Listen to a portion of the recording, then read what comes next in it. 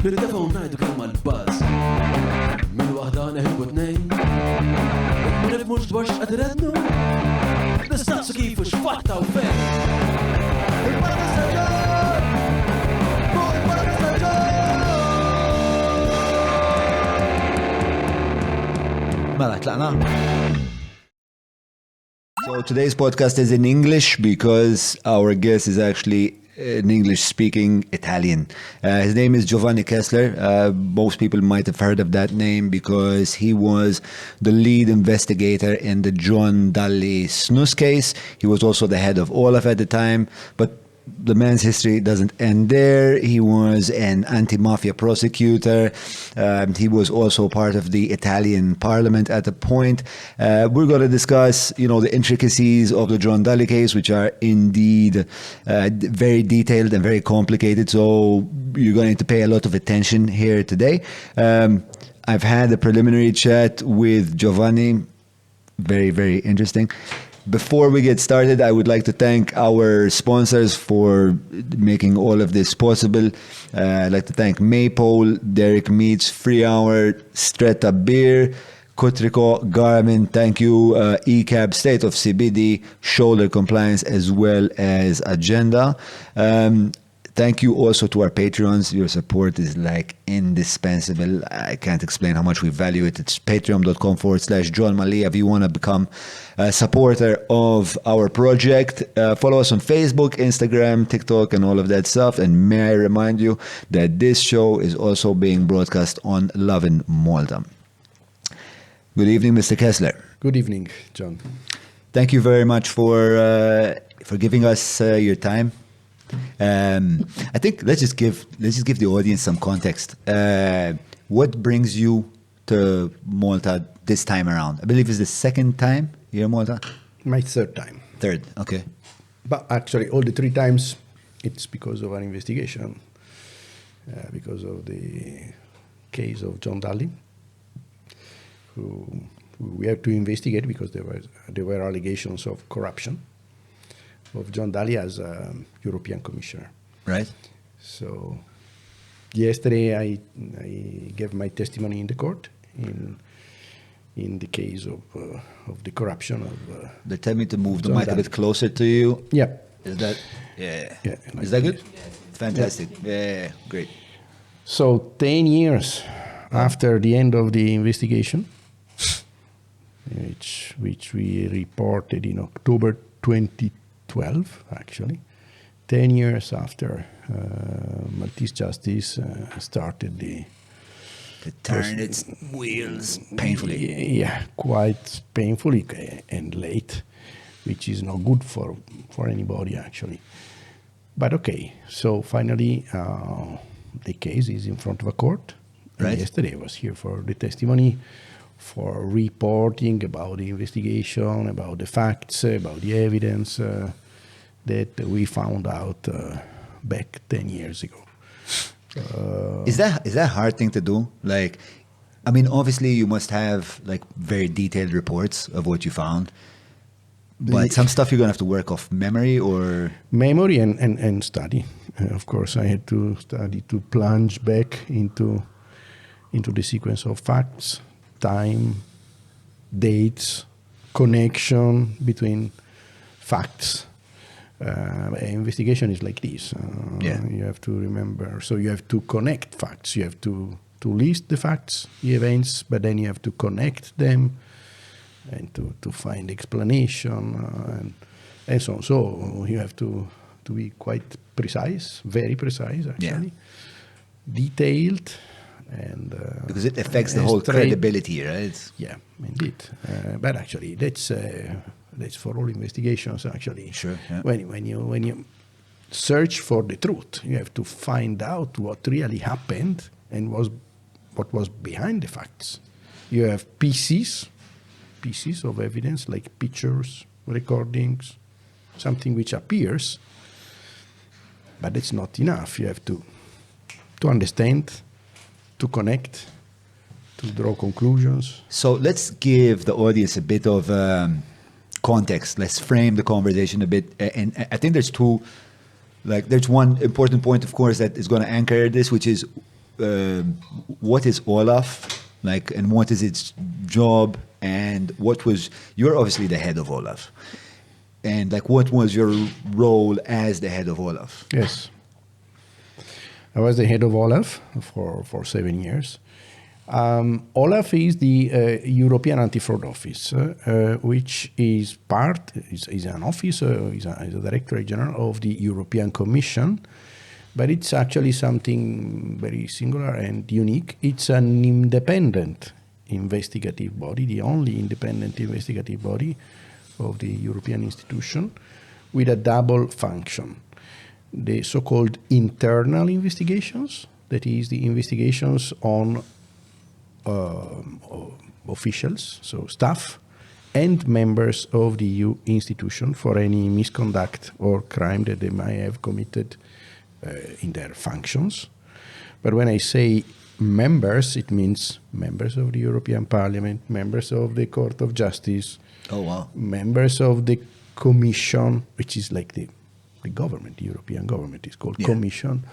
So, and then officials, which means the 30,000 staff of the Commission, when there are allegations of serious misconduct that they might have had in their job, in the exercising their functions. And that's one function of Olaf, and the other one, which is connected, but it's not the same, it's investigating on frauds and corruption affecting the financial interests of the European Union. That is, frauds, corruption, which happen in the expenditure of EU funds, or also in the, for instance, customs frauds, because customs duties are European revenues, so, right, and the frauds are quite rampant, actually. Right. So Olaf investigates also this, and then Olaf is an investigative body, and at the end of the investigation, reports to the relevant authority and recommends actions to be taken. For instance, to get the money back, or to take disciplinary or judicial follow-up. This is what happened. How big is Olaf? Like, how Olaf many was a resource? More or less 400 people. Right. Okay. Of course, it's not the only body which investigates on EU frauds and corruption. Sure. This is also a responsibility, I would say even main responsibility of the member states. So of the national authorities. Sure. You have your police, there is the Italian police, the German police, and prosecutors, and they have also to investigate on this. Yeah. But since the way national authorities and the standards of the national authorities, let's say, vary very much, they are far from being consistent, their capacity and also their willingness actually to deal with European frauds is very, very, very differentiated. There is Olaf has been instituted created in 1999 in order to give a bit of European view on this, so to overcome the fragmented national perspective, which in many investigations is a big hinder. Yeah, yeah. So we needed like a body that's main interest was to make sure that, first of all, no one was defrauding the European Union through customs and things of that nature, and the other objective is that the people that we entrust to,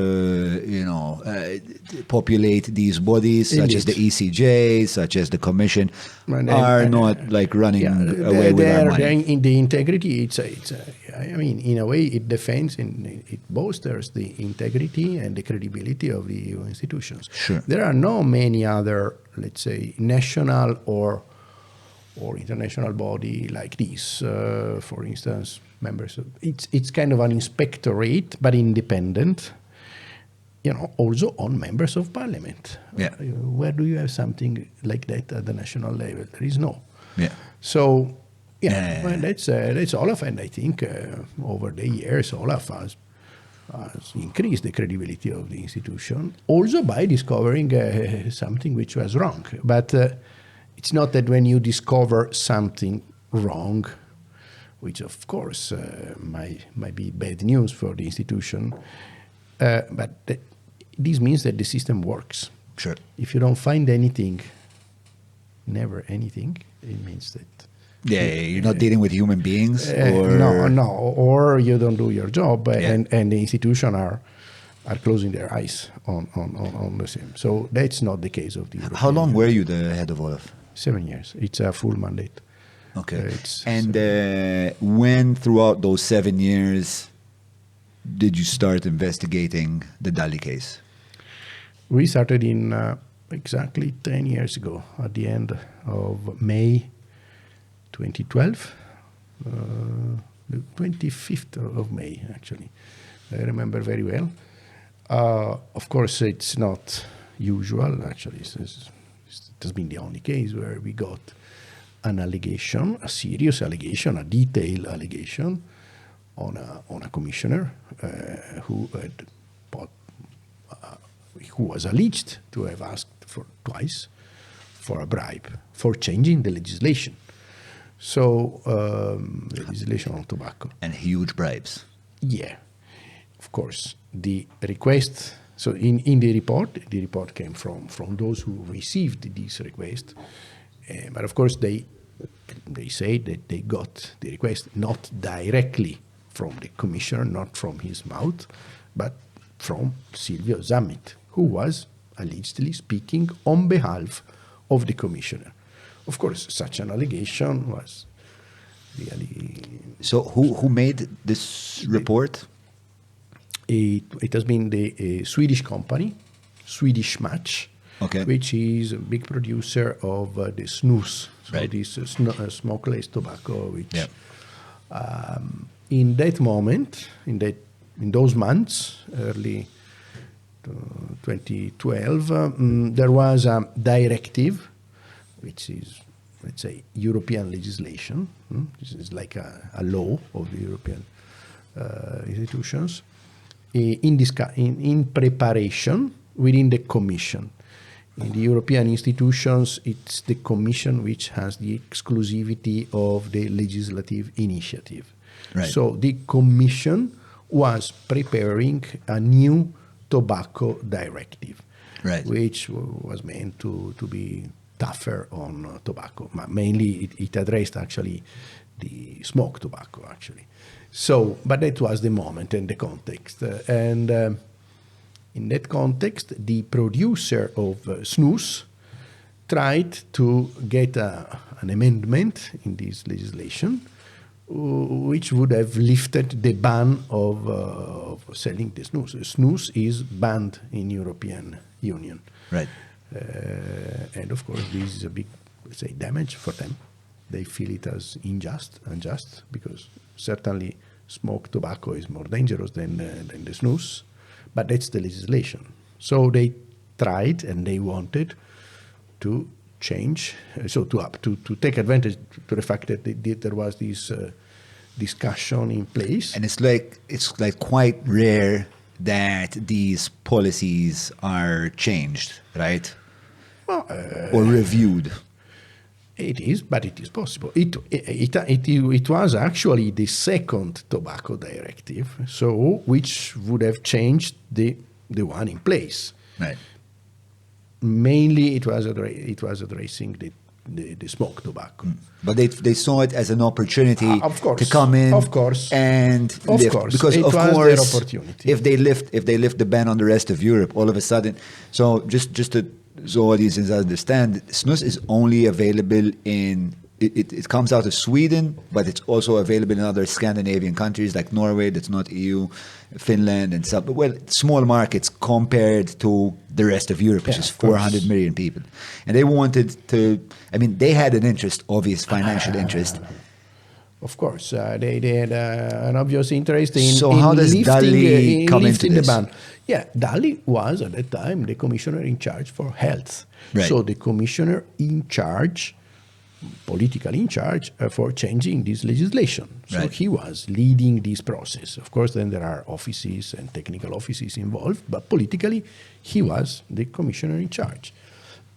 So the story starts here, right? For you, at least, with you receive a report from Swedish Match. Actually, the report I received from the Secretary General of the Commission, that is from the Commission. Because Swedish Match, in May, sent the report to President Baroso, not to Olaf, actually.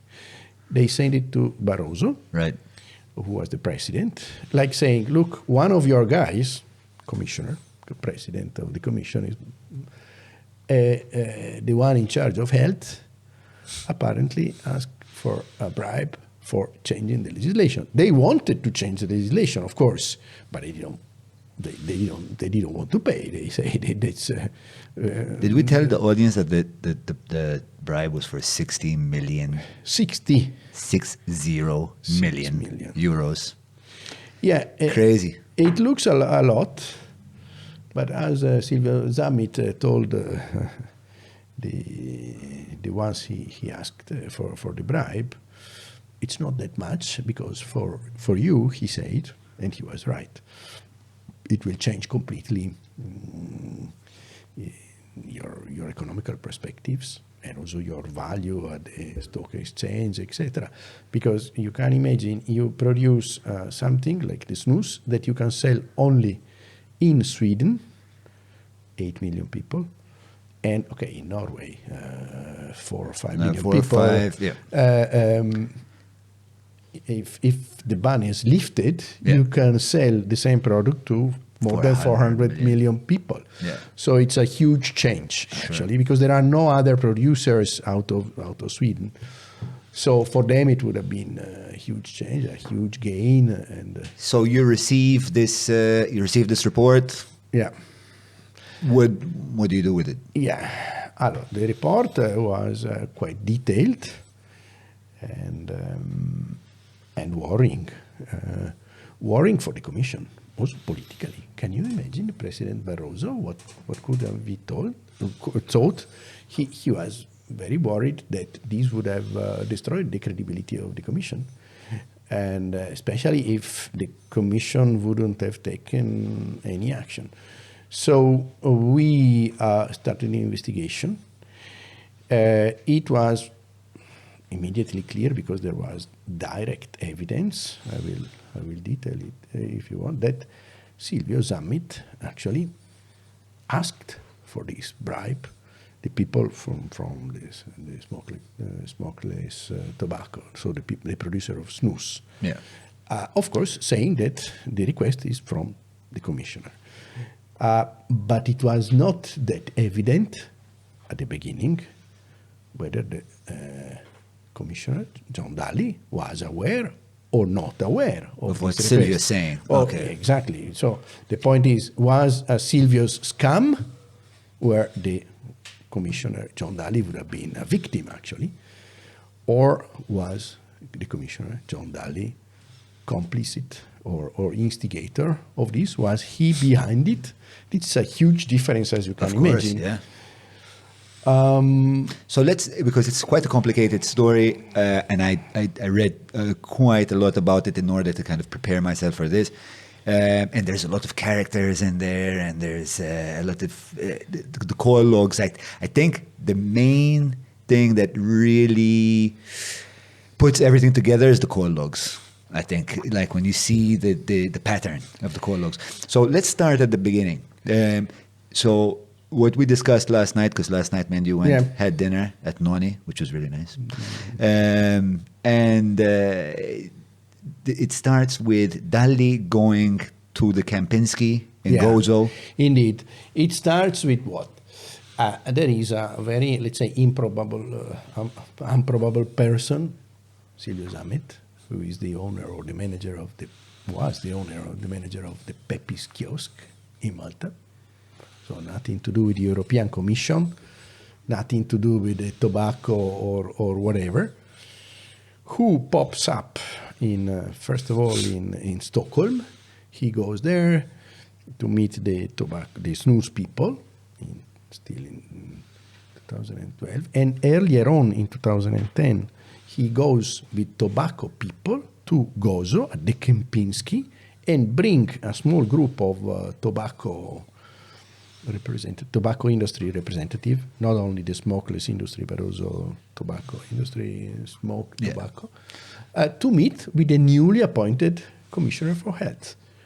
Well, it's a private meeting. They were all excited because you have to know that it's not possible for a European commissioner, and I would say for any European official like me, to meet with tobacco industry out of strictly formalized meetings. Formalized Means not alone, not private, not confidential, with your staff. And it has in a to very be in your procedural diary as well, probably. It has to be in your diary, and people have to know that you've met. Obviously. So only in proceduralized meeting, which have been done also by Dalli, accompanied by the Director General, by his staff.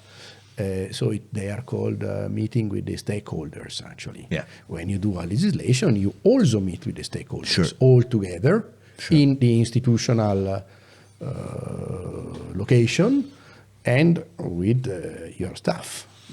But he was at the Kempinski, actually at the pool of the Kempinski in Gozo, with John Dalli with his bathing trunks. And I was going to ask, what was he wearing? apparently he was on the side of the pool in his bathing suit. Does he wear like V's? Do we know? Does he wear like V's? Dalli and V's is... No, this we don't. It's good for my diet, that image. We didn't go so far, but yeah, we can imagine the scene, actually. It was summer. And he had been just appointed commissioner. So as I told you, for tobacco people, the commissioner of health is really very important person and an accessible person. Sure. At least directly an accessible person. And but Silvio Zammit bring them there, and then they report. We have the report they did to their supervisors, to their boards. They say we had a very good meeting. He knows that he cannot meet us, but he doesn't care because he's a politician. He wants such an informal. So, but this it's an interesting meeting, important meeting in this context, because it's the first time a person like Silvio Zammit, who has a kiosk, becomes very important person for the tobacco industry, very credible person for it. Why? Because his qualities? I don't think so. But certainly because he demonstrates concretely that he can give them direct access to the commissioner, which was unthinkable. And for them, they were all excited.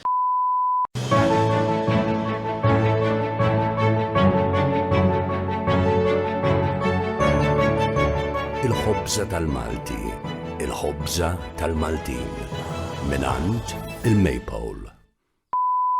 Do we know what was discussed? I know that, like, from the report I read at the point, Dalli and I hope I pronounced the name right. Hammergreen. They go to one side and they talk alone for 15 minutes. Hammergreen's very happy about this. Yeah, but I think it was just an introductory meeting. Actually, for them it was so important to be accredited. For them it's like meeting Jesus. Yeah, indeed. And the directive at that time, we're talking 2010, was not yet in discussion, not yet started the procedure. The procedure started a bit later. But of course, they introduced themselves. Those of smokeless tobacco started saying, look, we are better than the smoked tobacco, we are discriminated. But let's say introductory meetings, so to say, or introductory talks. What does Dalli say about these meetings? Because Dalli admits to having these meetings. Yes. What's his... He said that he had this meeting. These meetings are not a crime. Okay. But they are, because there has been another 2 meetings like this. But actually, they are against the rules, the code of conduct of commissioners. Right. And also there is a WHO, so World Health Organization. I have the rule here pulled up. Let me just read it for everyone to understand it, just so we're all on the same page. Where interactions with the tobacco industry are necessary, parties should ensure that such interactions are conducted transparently. Interactions should be conducted in public, for example, through public hearings, public notice of interactions, disclosure of records of such interactions to the public, and definitely not in these, John Dalli. Indeed. This is the WHO.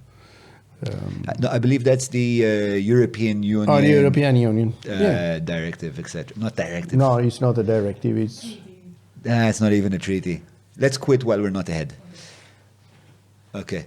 So, cool. So this meeting happens. That's 2010. 2010. We're not even discussing the directive at this point. No. But they feel very privileged because suddenly they have absolutely. And a who road.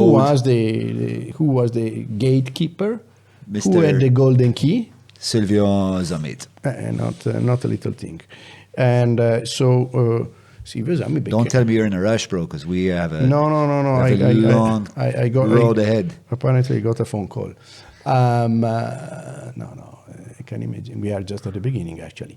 So Silvio Zammit becomes credible. Yeah.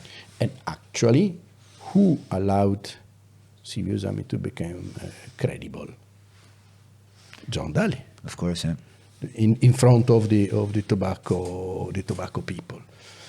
This is important because we will come back maybe on this because it explains some measures which has been taken already at that time at the end of the investigation on John Dalli because he has been dismissed by the president of the commission.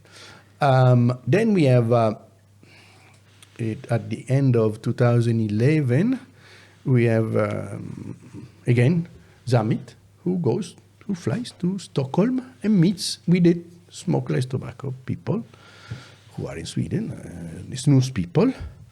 He has a lunch, and because at that time the directive was on its way. Right. Okay.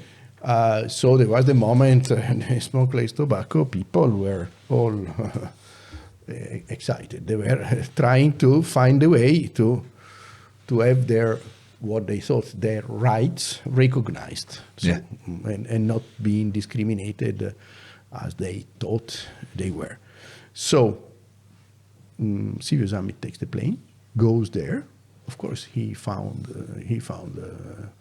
good welcoming there because they knew that the guy was not just a kiosk owner, but he was the one who had this closeness with the commissioner.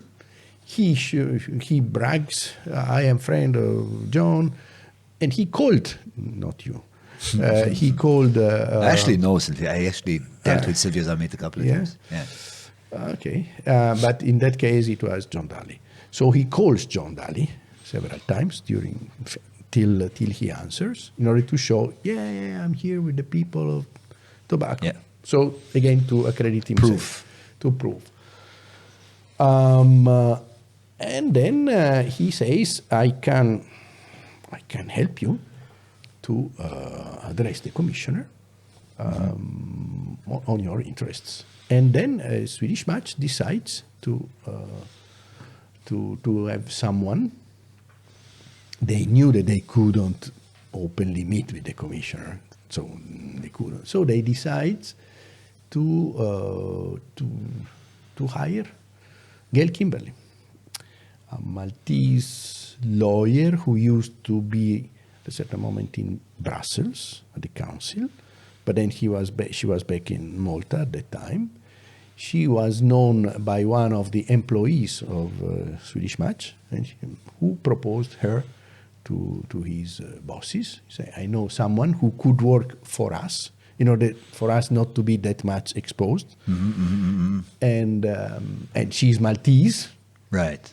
So it's a good It's a good match, yeah. Yeah, exactly. So that's what happens. They make a contract with her, the Swedish Match, and they feed her with information, ideas, data that she should have transferred to the commissioner. How?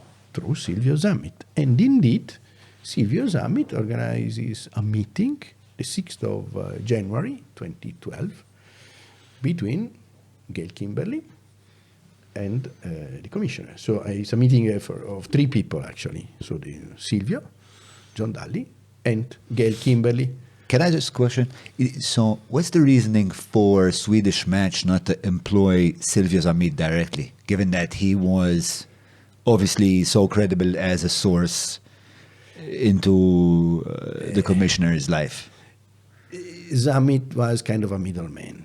Right. Actually, he was, they needed someone who had a bit of culture close to, a lawyer like Gail Kimberley was. Right. It was probably for them a bit difficult to think that he directly... He could represent them.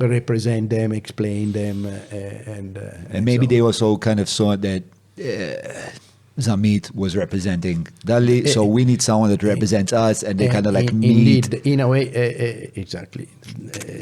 Zammit was the friend. He introduced himself as close friend from childhood and from the politics and from many years. So friend of, family friend of John Dalli. So he was kind of John Dalli. So they didn't dare, at least at that stage, go there to send a Swedish person to Malta. In a way, it's very visible to meet with Dalli. They thought it was too daring. Right. So they found a person like Gail. Of course, they prepared her. They explained her. They trained her to what to say, what to do. They gave her documents. What she did on the 6th of January. And of course, it was a very, focused meeting at the time, because the focus was lifting the ban. Right.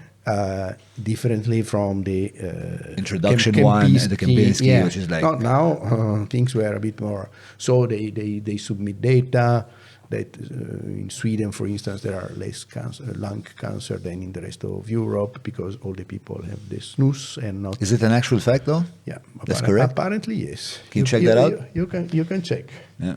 We'll have a look at. We can keep talking. Have a look. That's what they claim, but because there is very little smoke of the tobacco. Okay, I think I caught Adele daydreaming. She's like, "What the fuck am I supposed to be looking for?" Yeah, I know. I realized. She blinked and it was gone. Does Sweden have less lung cancer incidence than the rest of Europe because they have snus? I actually tried snus when I was a kid. I used to work in a kitchen, and the head chef was Swedish, and he was always like putting that stuff in the back. It's like, and he was always calm and whatever. It's like, fuck it, give me some. I tried it. It burns, man. It burns. Burnt a hole through my... Didn't burn a hole. I'm exaggerating, obviously. But yeah. Indeed. I also tried, because after months of investigation on snus, which I ignored completely, actually, I didn't even know what it was initially. Didn't even know that it existed. I tried once, but actually, it's nicotine anyway. Yeah. It's nicotine, and it goes in the blood quite soon. The difference with the cigarette is that it's smokeless, so there is not the damage of the smoke. Right. Because with smoke or burning tobacco, you produce other substances. Yeah. But right or wrong, even for you, it's not like this. No.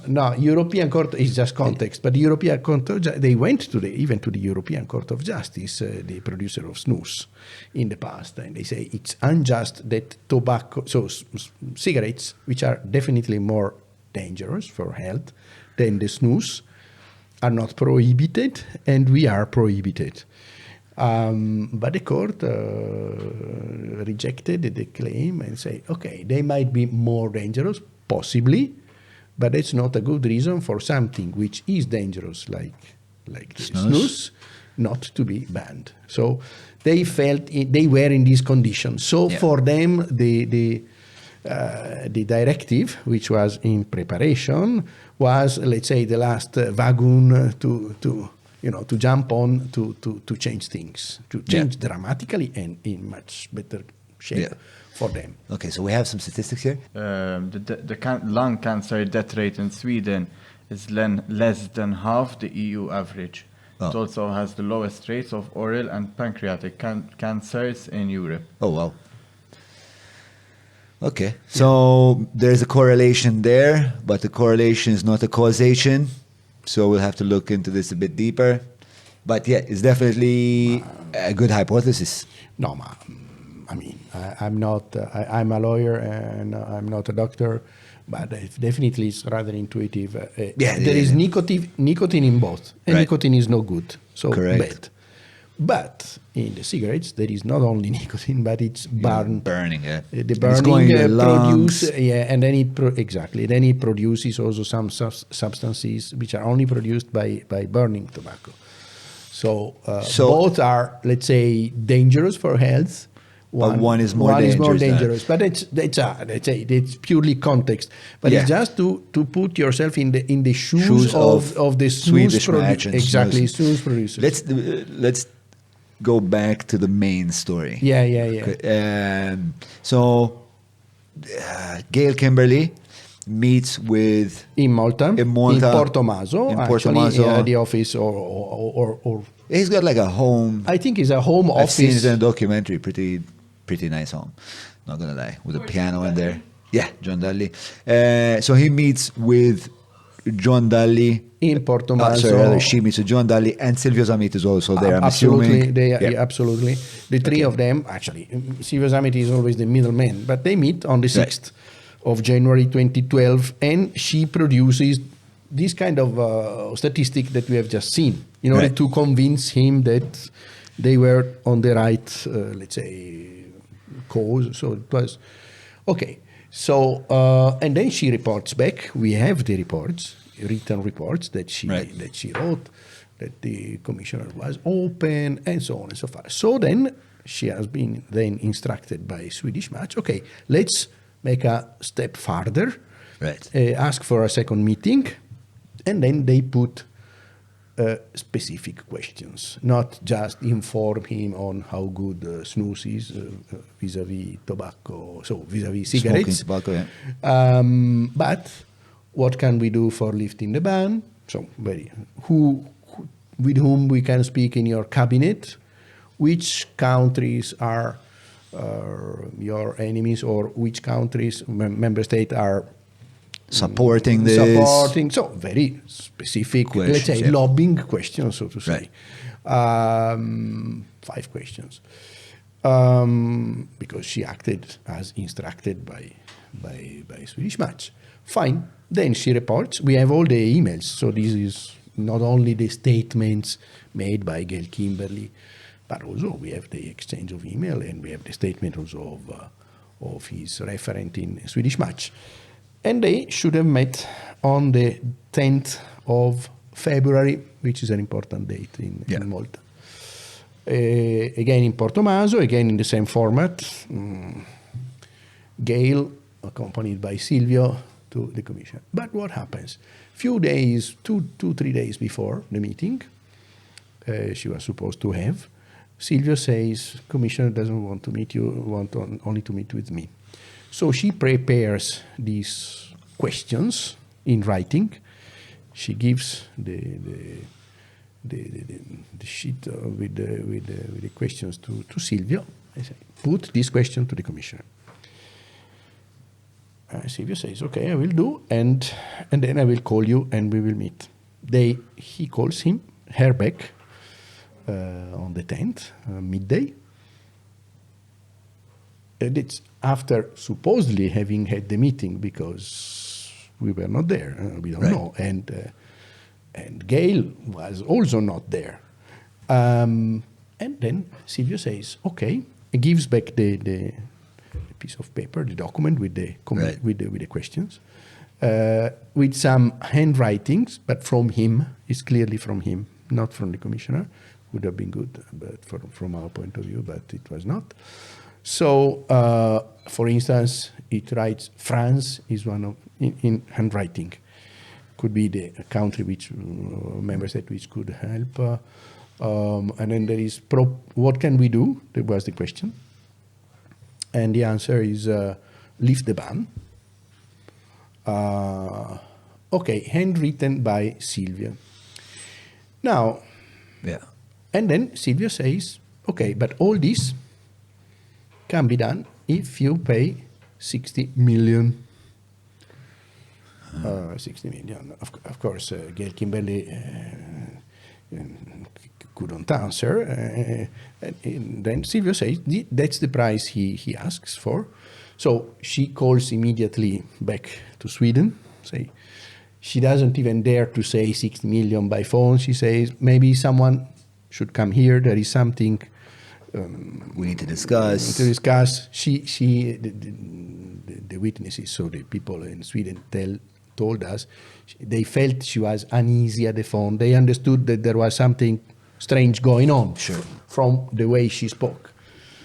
So they sent Mr. Gabrielsson, who was the referent of Gail in Swedish Match, to here.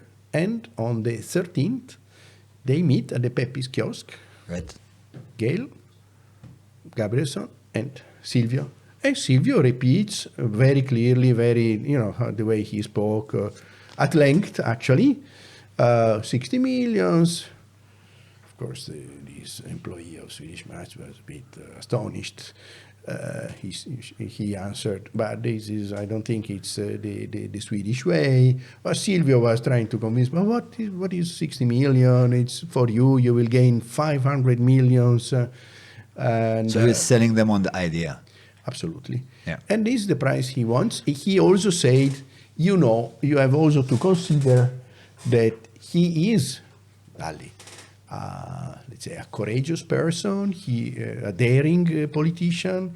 He already authorized, he was the first, and that's true, authorized the first GMO, genetically modified, so potato, actually, which, it's a very controversial issue in Europe. But he took this decision, and that's what he tells Gabrielsson at the presence of Gail.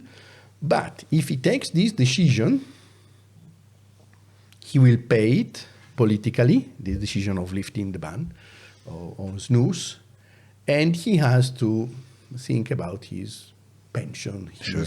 So that's why he needs the 60 million, in a way. That's how Silvio sold it. Okay, so from an investigation... But before we go forward, hold on a second. So first of all, does everyone out there have beer? Everyone got beer? Beer? No beer? Whiskey? Get them Stratas. It's because it's warm out there, like cold beer. Secondly, did the meeting actually happen? What do we know? That's exactly the point. So we are in an investigation. What I'm referring to, just in case people are lost or a bit confused, when Silvio told Gail, listen, I'm going to go meet John Dalli. You stay out of it, give me the questions, I'll ask the questions, and I'll give you the answers. Was Silvio Zammit bluffing about meeting John Dalli so he could make 60 million, or did he go to meet John Dalli? That's exactly the question that we put ourselves, because we found ourselves at a certain moment in the investigation where we have the evidence from Gail Kimberley, so the statement of Gail Kimberley, the statement of Gabrielsson. So for sure, Zammit asked this money. Right. And saying that the request comes from the commissioner. Correct. But actually, we asked ourselves, how can we prove that the meeting had happened?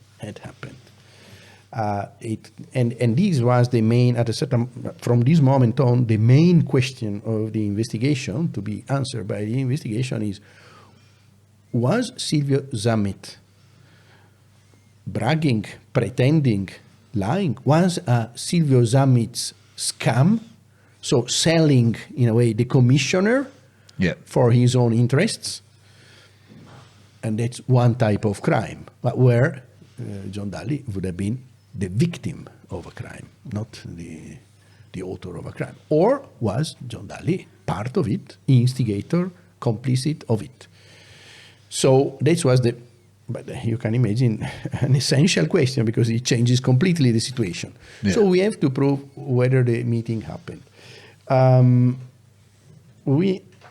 the way, there is also a complication, because Gail Kimberley never told Swedish Match that 2 days before the meeting was supposed to happen, where she was supposed to participate, she had been told by Silvio, stay home.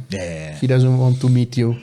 She didn't report this to Swedish Match. Because She lied. She lied to Sweden. Yeah. Because 2 days before, she had told them, I will go to the meeting. Yeah. But then she didn't dare, or she decided not to report that she was prevented to go there. Why? Because she felt, or she was fearing that they would have said, okay, we pay you for doing this, but if they don't want you to be at the meeting, you are useless. In any case, she tells us so. So, because we interviewed quite in detail, tell us about this meeting. And after 5 minutes that we were interviewing her about the meeting, which we understood she participated, because we had the report and the statements from Swedish Match, who told us That's what she said. She was at the meeting, of course. So we asked. The meeting is an essential meeting because it's the meeting where the request came. Right. Or after which the request came, the request of a bribe. But then after 5 minutes, she said, look, I lied to them. Indeed, I didn't feel to tell them, but in a way, what's the difference? I was not there, but I gave a piece of paper. These are the questions, give me the answers. She couldn't imagine that at that very meeting, a request of a bribe would have come. So, but then she was scared. And she never told Swedish Match that she was not there. Okay, so then for us it was a bit of a blow in the investigation because we thought we interview Gail Kimberly, she was there, she will tell how the request came out. Okay, but then she tells us that it has been Silvio who called her after the meeting. So we decide to go and look into the telephone logs of the mobile phones of John Dalli, Silvio Zammit, and Gail Kimberly. Right. We asked for them to the Maltese authorities. We got them from the Maltese authorities. And we see that in that very day, on the 10th of February, there is a call from Silvio Zammit to John Dalli around 10 o'clock in the morning. Okay. So this is on the day day of they the meeting. allegedly met. Okay. Yeah, indeed. Silvio Zammit calls John Dalli. And 1 hour and a half later, he calls Gail Kimberly. Indeed, Gail Kimberly told us, I was waiting for a call around midday because he told me I will meet him around 11. And indeed, the phone calls Matched. Still, we cannot be sure. We interviewed Dalli. Where were you on the 10th of February? Shipwreck day. So, we interviewed him in July. So, 5 months later. I was at home. I was in Porto Maso. Okay. Have you met anybody? Did you go to the procession? I understood that there is a procession or something like that. No, I didn't go. Yes, please. I didn't go to the church. I stayed home. It's a family. You met with anybody? No. You met with Silvio Zammit? No, Silvio Zammit is a friend, but then initially he says, no, I didn't meet. Then he says, I don't remember. Okay, but still. So no outcome for the investigation. To answer the main question. What was this was the first time that you met John Dalli? Yes. Actually, I met John Dalli. It's a bit comic. No, I didn't even know of his existence, I must admit. There are 20 commissioners, but the commissioner health has nothing to do with me, and I didn't know him. But at a certain moment, I had to inform, according to the procedure, to inform him about the ongoing investigation on him. Normally, we send a letter. But can you imagine we send a letter? If I send a letter, my secretary, my archives, his secretary's archives, cabinet, at least 7-10 people would read it. You are under investigation for a bribe. The letter would get to Politico before it would get to John Dalli. For for 100%. And then a big scandal would have, can you imagine, then it would have had a very bad impact on John Dalli's reputation. So you were concerned at this point, you were concerned at not damaging John Dalli's reputation? Absolutely, absolutely. Honestly, if I have to tell you, at that moment, I thought it was Silvio bragging, pretending. It was too big for me to, To believe. Yeah. Okay. So, I mean, I didn't know what, but if I had to guess at that time? I was more inclined to think it is a Silvio's Can we pause half a second? Mawra sal-ħadnu ta' Derek mhux transazzjoni kif ġibu laħa, fejn apparti tinqeda b'lifjan kwalità se tiġi mejjun sabiex issawwar l-arfin tiegħek dwar dak li qed tiekol u titma' lil familtek. Biss jekk m'għandekx il-ħin tad-disa fejnhom il-belt, ibad WhatsApp lil Derek fuq 9986-6425 biex waslulek ix-xirja fuq l-adba. And so I decided to go to inform him. Yeah. But actually, even to go to inform him personally, which we never do. We do hundreds of these investigations on staff and members of the institution. But okay. But is it normal for the head of Olaf? No. No, it's because this is the commissioner. No. That's why you're going. Yeah, of course. Okay. Of course. And also, his reputation was at stake, but the commission's reputation was at stake. Right. Because if it hits the media, it's a scandal. And it hits the media before knowing what has happened. That was the problem. And before the commission itself could have taken any measure. Because if they don't know what is really happened, whether the commissioner was a victim or was an author of and there is a huge difference, you cannot take any measure. So it could have been really risky even for the existence of the commission.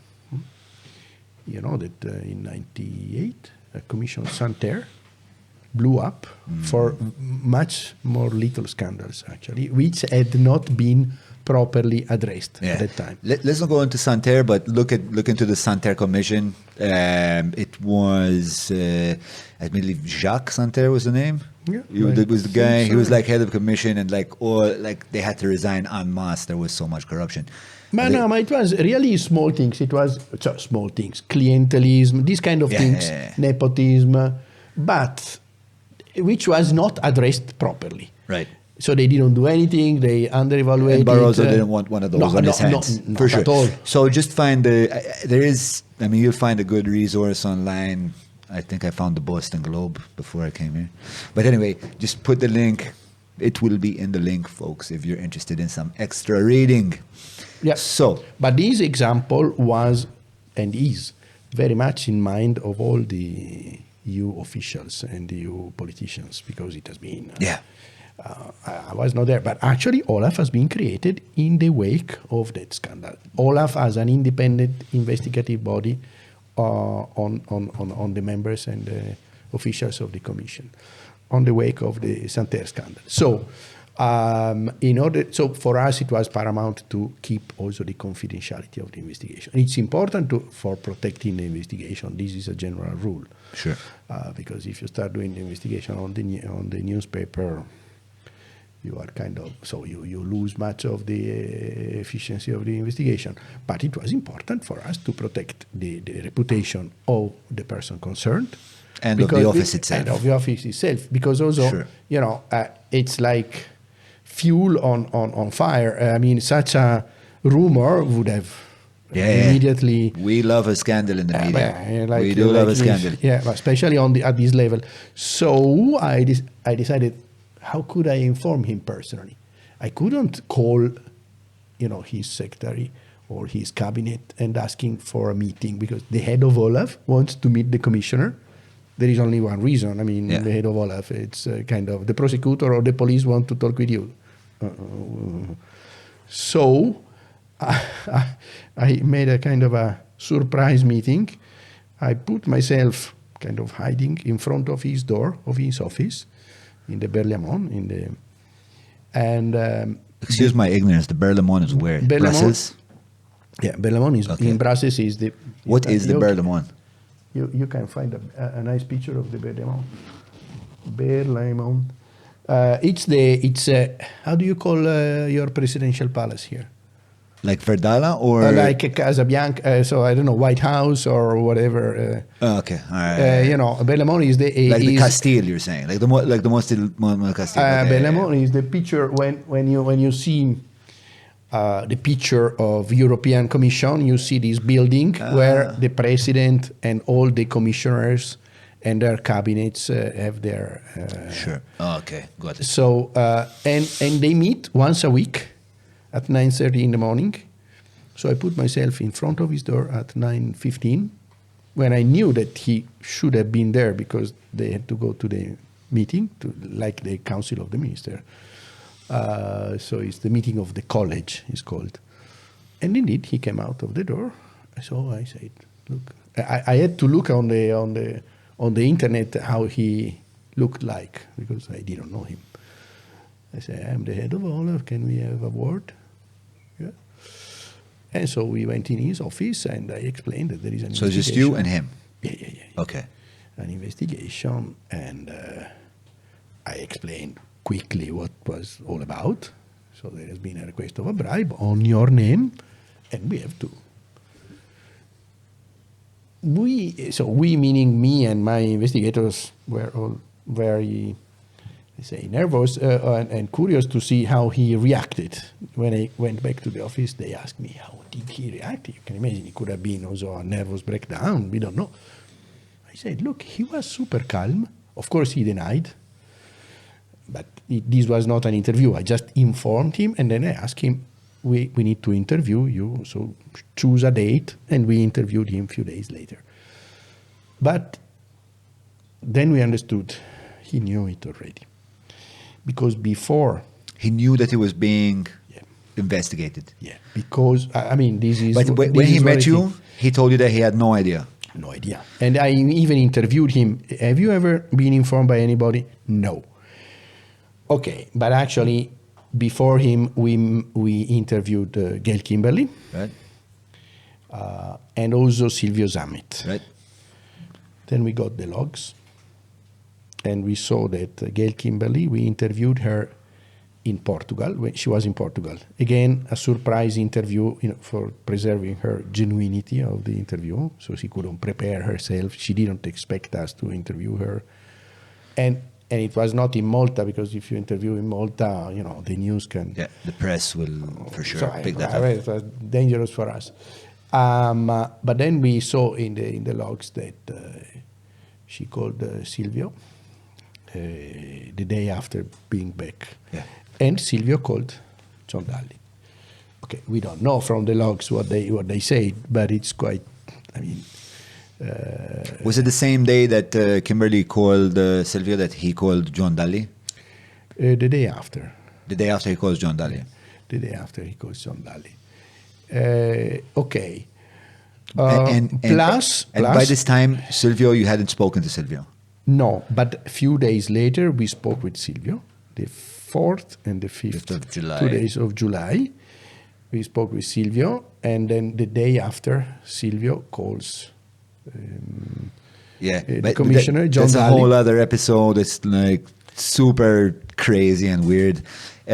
So let's... Yeah, I'd like to go back to, so you sit down in the office of the commissioner, you tell him, listen, we're looking into this bribe. Did you tell him it was Silvio Zammit? Yes. And when you mentioned Silvio Zammit's name, did he say like, this can't be, no, that guy's nuts? But he was, no. Okay, of course he denied any involvement. Yeah. He denied even initially that they met on the 10th of February. So actually that they met 1 hour before or a few minutes before Silvio went to Gail Kimberley and then to Swedish Match asking the money. Yeah. So it's an important meeting, So we were still in the uncertainty, so we didn't have an evidence that the meeting effectively happened between Silvio and But did he accept that Silvio Zammit was asking for money? Like, did he think that is true? He didn't make any scandal on this. Of course, he had not to answer on this. We asked about him. He said, of course I know him. He's a friend. We knew each other from kind of the childhood, also from the politics. But he didn't say it's impossible that he asked He didn't say anything on him, but he said about himself. I never met him on that day. No. And for sure I didn't ask for 60 million. Are you crazy? Certainly not. Yeah. Okay, so we were a bit stuck. And he also then said that he doesn't know, that he had no idea that he was being investigated, but actually later we find out that he knew. Indeed. But so we were, the logs showed us that there has been a contact between Silvio and the commissioner on the 10th, so the day of the meeting, and after that, 1 hour after, so it's compatible with the idea of, with the hypothesis of a meeting, another call from Silvio to Gail Kimberly, and then they met. Yeah. But still we were lacking the real evidence of the meeting having happened. But then we got, surprisingly, the evidence of the meeting effectively happened between Silvio and the commissioner on the 10th. Few minutes before Silvio reported back to Gail Kimberly the request of the 60 million. From whom? How did we know it? Correct. 10, 15 days after the interview with the commissioner, still in July, the first interview with the commissioner where he said, I didn't meet with anybody, I was at home on the 10th. Then we asked him, have you seen Silvio? No, I don't remember. But okay. Then 15 days after, he sends us a letter and he says, I spoke with him now and I met him. I can tell you that now I remember we met. Mm-hmm. Why did he say so? Because in a way, that's an evidence against him. Yeah. At that moment, I think he knew that we got the logs. I have a question about that. Yeah. Who do you speak to get the logs? Yeah, I spoke with Rita Schembri. Is that like police? Not exactly. Rita Schembri at that time, she was the Maltese head of AFCOS. AFCOS is an authority which has to be established in every member state to cooperate, to interface with Olaf, actually. That's the sole reason it exists? Yeah. Okay. It depends on the member states. I don't know here, but normally it's attached to Minister of Finance, something like this. Okay. I don't know here exactly. AFCOS, AFCOS? Yes, exactly. Okay. Maltese AFCOS. And she was the head of it. And she was also in our supervisory committee, so I knew her already. So I asked her, so if it is possible, because, so again, we didn't have any link in Malta. We didn't know police, we didn't know anything. And we didn't want to make much fuss, actually. But this, we found it the right way. I mean, we know her already, we trusted her. Yeah. And she was the head of an office, a small office, in charge of cooperating with Olaf, so she was the right person to do so. And after a while, she came back and she said, yes, you can have it. So that's how you got the logs? Make a request. Yes. So we got it from... Why do you assume that Dalli knew that you had the logs? No, I'm not sure. But he might have known. Unless I don't... I presume. But in any case, he admitted that he met Silvio Zammit. And actually, we interviewed him a second time, and he confirmed that they met. Of course, he says, we met, but we spoke about politics. So nothing to do with snus. He never admitted that they have spoken about snus, because otherwise he would really shoot in his feet. Still, for us, it's quite important. And because we can put all the pieces together and saying that Silvio met effectively with the commissioner immediately before having made the request. If Silvio was pretending, if Silvio was just making us come, he could have said, I met with the commissioner.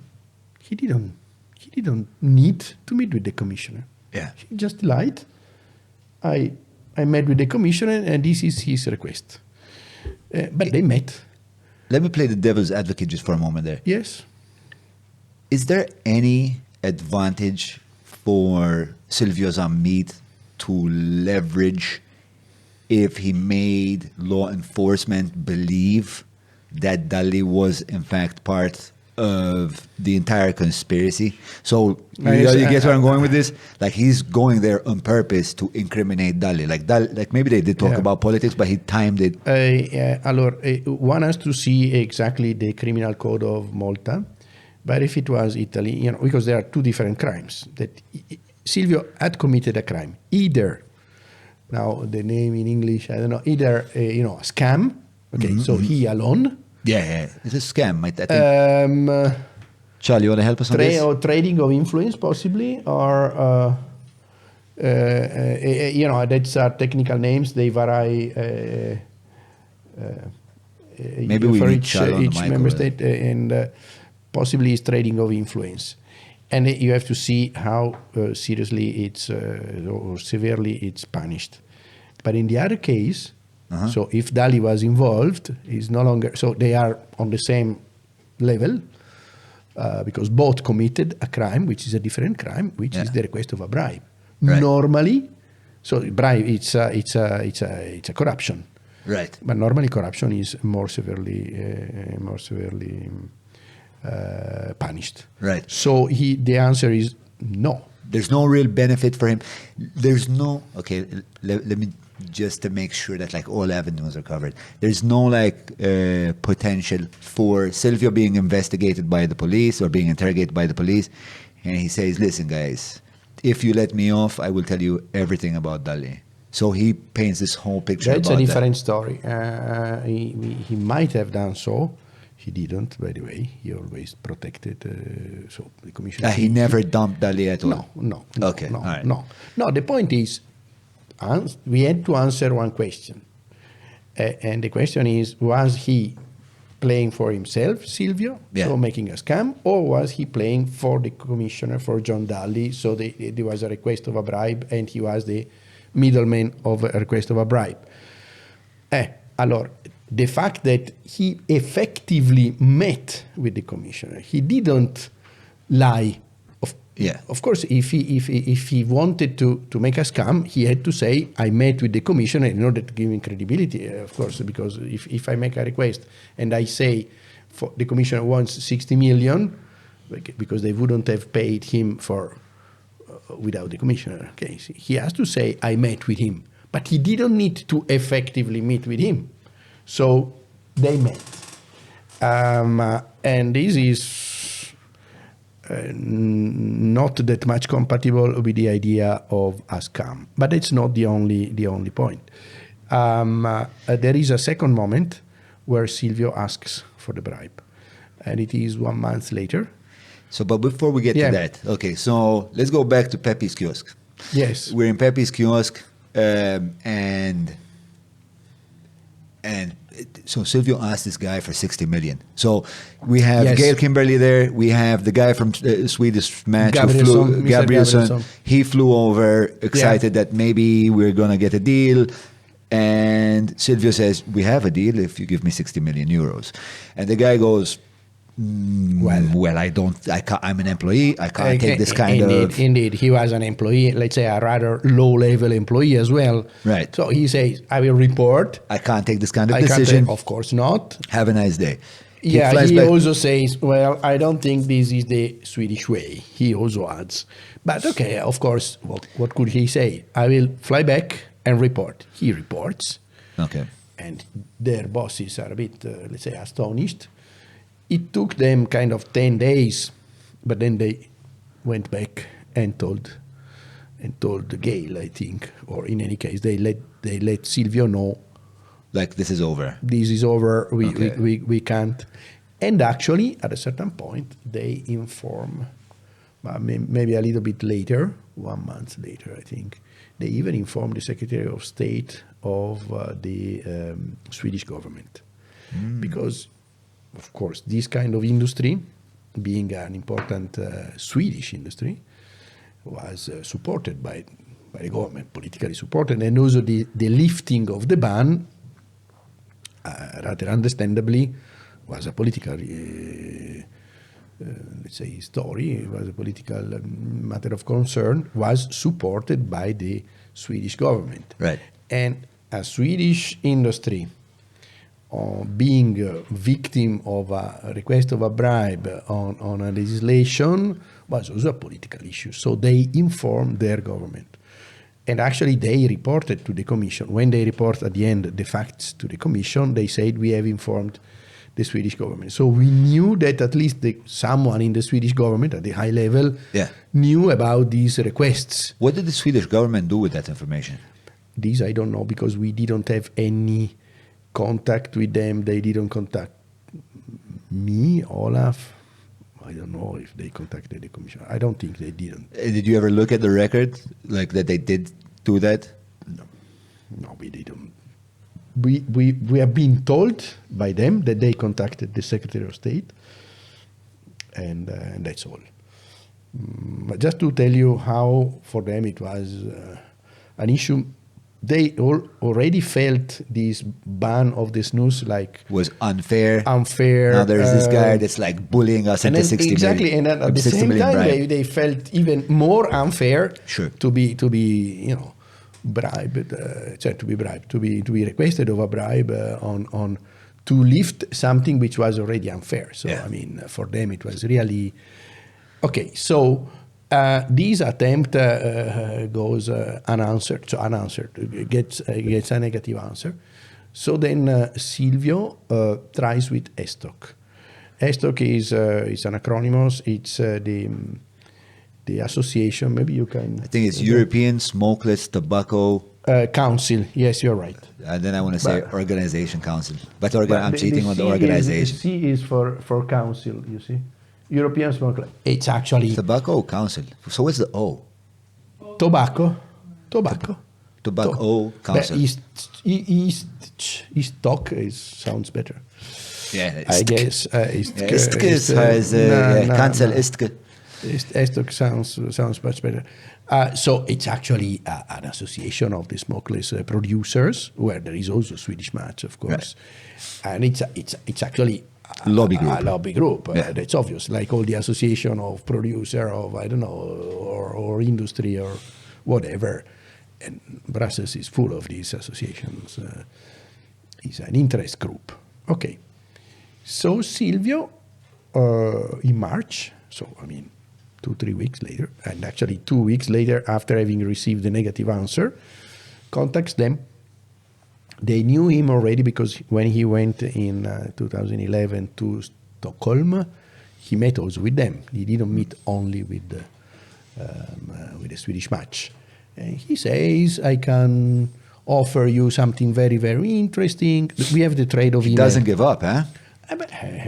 Tough one. There is a lot at stake. 60 million, why even less? It's a good sum. And he knew their guys, his guys, he knew those guys because he knew that they were kind of desperate, because for them was really a turning point, this directive, and possibly the last possibility for a long time to change, dramatically for the better their perspective and their gains. So he knew this very well. And indeed, he was right, because they were all excited, nervous. And we have all the thread of emails, which is quite interesting. And at a certain moment, the employee, the lobbyist, the head of the Brussels office of ESTOC, tells him, tell us what you can do for us. And he says, you can meet in writing. So in writing, you don't put much, but meeting with the highest level of the commission and this kind of things. It will come with a price. And then she goes on in the following days with emails, but also with telephone calls. What does it mean? And there is a certain moment, she says, the employee of ESTOC, in the email, we hear very bad rumors here, because actually the finalization of the directive was on its way. Yeah. And apparently there was no lift of the ban. So they were getting very nervous. There was no lift on the ban on the draft. Indeed. So they were very nervous. Like, we have to do it now. Now Okay. or now. Yeah. So she says, look, we need to meet the commissioner informally again. And then we see that Silvio, same day after having received the email, calls the commissioner.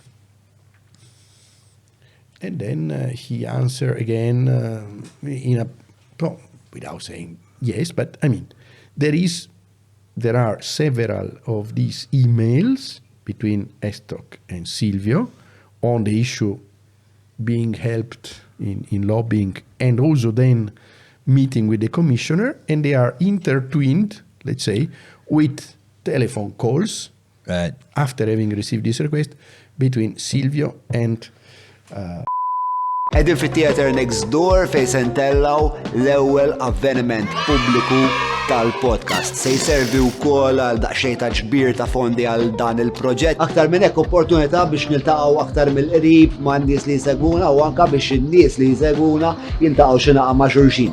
Tajba? Bro, isma' il-barbecue li samlu hawn. X'trid tagħmel int?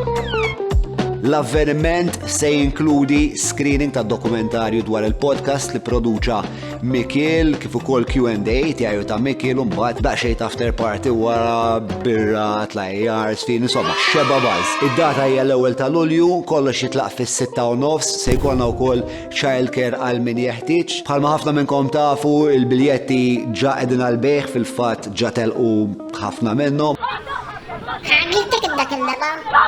Jekk tixtieq tir-reserva tiegħek, idħol fid-deskrizzjoni x'imkien hawn taħt, insomma hemm id-dettalji kollha, dak kollox minn naħa tiegħi, jien narakom hemm. Miki, dal-dokumentarju ħallestuh. Lesta dakinhar.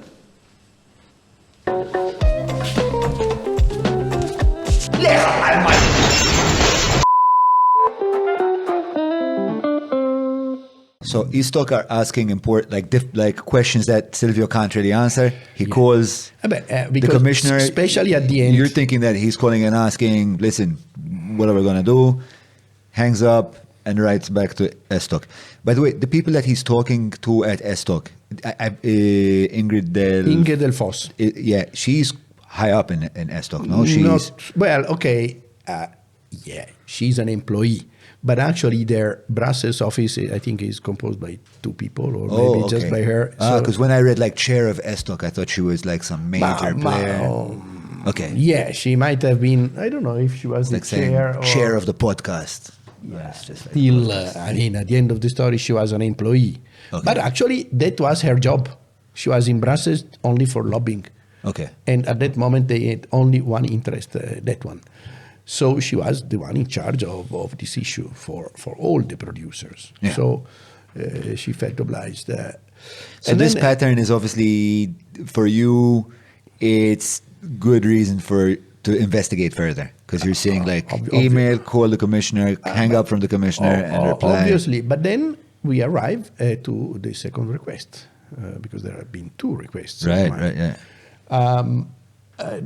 What happens? A few days after she asking explicitly, we need to meet the commissioner because here things are slipping out of our hands and we don't get anything. He calls the commissioner. Okay, we don't know what he says, but at a certain moment she calls him. We are in March. He calls, Ingrid Foss calls Silvio, and she says we need to talk to him right now, or else it's too late. And Silvio answers. This we know from her statement. Right. Silvio says, "Give me 10 minutes. Can we? I hang up. Give me 10 minutes." He hangs up, and he calls her back 30 minutes later.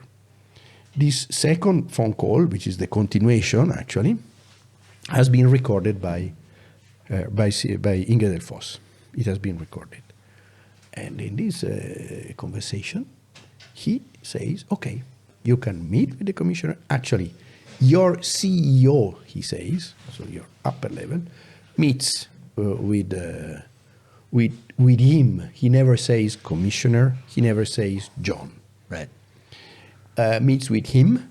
Then he says, your boss with my boss, but never mentioning, I would say, obviously, you don't put names or in a phone call or in any case, that's what he says.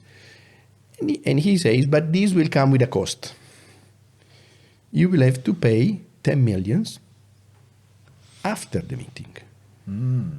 After the meeting, he repeats after the meeting. That's super interesting.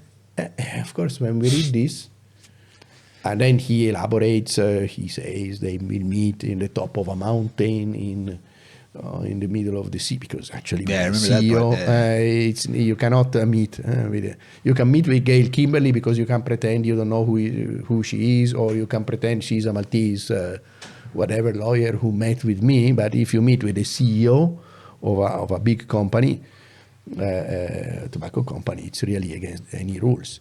And actually, these 10 millions apparently were the price for this meeting, but actually they were, in a way, it's not clear, but that's what the understanding, kind of a first installment. So the meeting would have been prodromic to the lift. Right. You don't meet just for the sake of meeting, because there they had to realize, to finalize. So he says that's the. Inge del Foss at a certain moment says 10 millions. Oh my God! So she's a bit. Is this when she says like I'm just a blonde? I need to sit down. Yeah, I play the blonde. I have to sit down. No, he says sit down, and she says I am already lying down. Yes, lying down. No, she was pretty cool under pressure, huh? Yeah, absolutely. Can you imagine? Because she had to deliver. They wanted the lift of the man, and she was an employee, but she had to deliver. Are these transcripts public? But they are in the court. Yeah. And actually, when I came here last time for Silvio Zammit testimony, so in his proceeding, they have been even played in the court. And I think they were there media people, and they have also reported on this. Mm-hmm. It's very nice. If you could listen to it, it's I didn't listen to it. It's super interesting. But listen, because there is a recording. Yeah, I read the transcript, but I don't know if I. But if you listen to it, actually, I listened to it here in the courtroom in Malta. But when I came here for the Zammit case, we should, guys, we need to take a note. Let's find this. Okay, find it. It's a piece of. It goes beyond the let's say the evidence for a case. It's a relic. Yeah, indeed. Museum piece. And it's also interesting that Inge del Foss twice says, okay, but you are telling me that John, and then she repeats John, because of course they understood all John. Yeah. But he always says, my boss, your boss. Okay. And he never, but okay, this is the price he is asking, and to be paid after. I mean, if he was pretending, if it was a scam, you ask for the money before the meeting. Exactly, yeah. Maybe just 1 million. But before the meeting. Yeah. Because if you cannot deliver. But actually what we noticed also, and this has been a bit of a turning point, in the telephone logs, as I told you, this has been an interrupted phone call. Because when she asks Silvio by phone, we need to meet the commissioner, and this is not in the recorded part of the phone call, it's in the first part. And then he says, okay, give me 10 minutes. He hangs up. And whom does he call? Because we know from the logs. If I can take a guess, can I take a guess? Yes. Can I say John Dalli? John Dalli. What do I win? I mean, he doesn't tell her later on, I have talked with John Dalli. So he was not pretending. If he was pretending, if he was a scam, what need would have he had to call John Dalli? He could have said, oh yes, I spoke with John Dalli, which he doesn't say, because he is always protecting him. Indeed, if you are complicit, you don't say by the phone, John Dalli. So why on earth should have him called John Dalli? Plus, he calls, or John Dalli calls him, they speak to each other, don't remember who calls whom, Silvio and John Dalli, 1 or 2 hours later, again. The telephone call in these 30 minutes between the commissioner and Zammit is rather short. So it's short, actually. Also because we noticed in the same moment he had a meeting, he was about to start a meeting, the commissioner, we know it from his agenda. Right. So probably it was not, he might have told him, okay, yes, but we discuss this later. This is what we can suppose, because the logs are... We don't have the transcript or anything. Obviously not. So it's a very short call? Yes. Like 10 seconds? Yeah, 10, 15. Yeah. Okay. But actually it happened. Probably he has told him, look, I am entering a meeting. It was a few minutes before 3 o'clock. And we knew that at 3 o'clock he had an important meeting. And then he, Dalli, calls Silvio back 1 hour and a half, more or less, later. So probably when he has finished the meeting.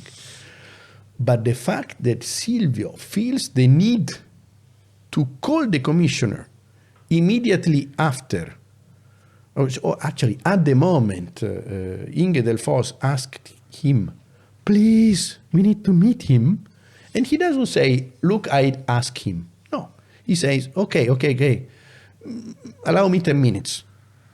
Hangs up and calls the commissioner. Yeah. Is this pretending or is this being accomplished? Being complicit in the crime. For us, it's yeah. So I think up until the point, like I could see how there would be, a hypothesis there where you would say maybe Silvio just told her like I'll call you back to make it a bit more real, and then just like waited, had a snack. Possible, but he called the commissioner. But then, yeah, that part is a bit because then like my theory of like he's just weaving this narrative where he's just roping John Dalli in on the logs on purpose so they all look like they're complicit. Doesn't hold because he never then, when you're interrogating him, mentioned John Dalli once. Cool. So plus, he would have, it was not in his interest to look. If he had done it thinking that afterward we would have investigated, I mean, just to think like this is a bit, let's say, complicated and it's very too much. That's what I'm saying. It's very sophisticated thinking, like even too much because it's risky also for him. But actually, what's the advantage? Because if you are involved in a bribe, it's worse than being involved in a scam. Sure. But what I'm saying is, like you get these situations, like we've had them recently quite a lot. Like we have a very controversial one going on right now, where criminals, reach a plea bargain with the police or the attorney general rather, in order to get like a lesser sentence or like charges dropped. And they say, listen, I will give testimony on another guy who's higher up. Like, do you want the commissioner? I have the commissioner. Yeah, it happens. Like, it happens. Drop me. But in this case, but it never happened. Like he never took that. No, not only direction. But even the commissioner. If you look at what happened after the investigation or at the end of the investigation and after, the commissioner at a certain point, John Dalli, learns that a friend of him, because they were friends, politically and also family friend, has betrayed him. Let's assume that John Dalli was not involved, was a victim, but a victim of a very serious crime against him, because it's destroying his reputation, actually. So, and being betrayed by a friend. What would you do with such a friend? At least minimum, you would bring him in front of a court. You would be a civil party against him, minimum.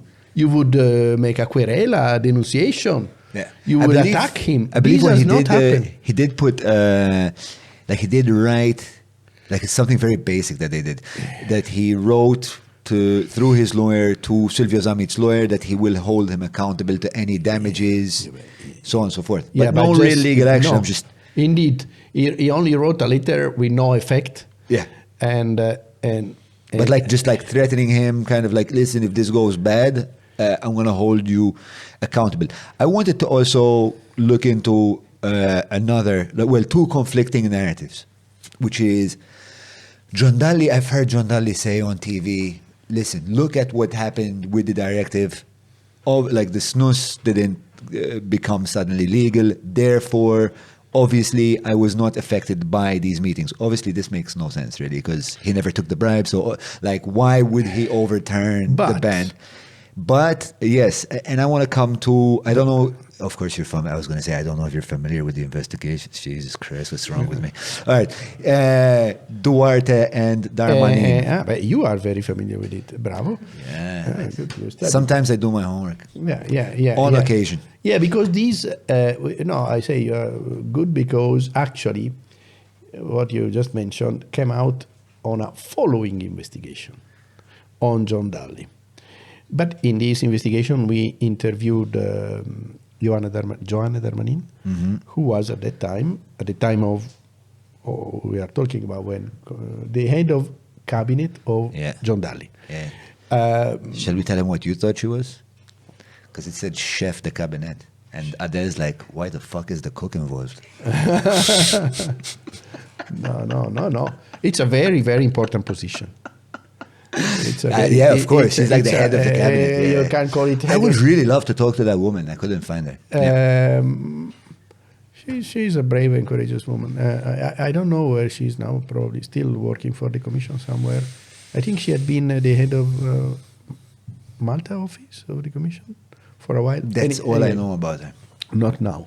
I don't know. Anyway, and she tells us that more or less January, February, at a certain moment, they had a fight in the cabinet because the commissioner wanted to lift the ban. So Dalli was trying to push out. Yeah, exactly. Actually, the commissioner cannot lift the ban like such.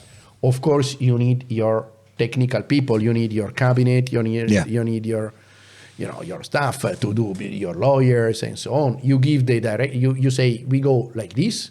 And then they have to find a way. So you need them. It's not that he can do it alone and take a pen and write it down. Right. So that's what happened. That he tried. Actually. So he did try. Exactly in the moment he was still can you give us the timing for that? So the timing is not very precise, but apparently is she didn't remember very well, but she thinks it's at the end of January, around the end of January. Wouldn't there be minutes for something like that, for like these kind of actually, we learned this after the end of our investigation. I reported this here, because we learned in another investigation. Actually, she could be interviewed. No, minutes, I don't think that they take minutes of a cabinet meeting, but she mentions also Ms. Duarte, who was the member of the cabinet in charge for tobacco. And they said it was very unpleasant because there has been an unpleasant fight. Right. Because commissioner was strong on this and they were strongly against. So, but we know that there has been this episode. So it's not entirely true that it was a no-go, that the commissioner didn't try.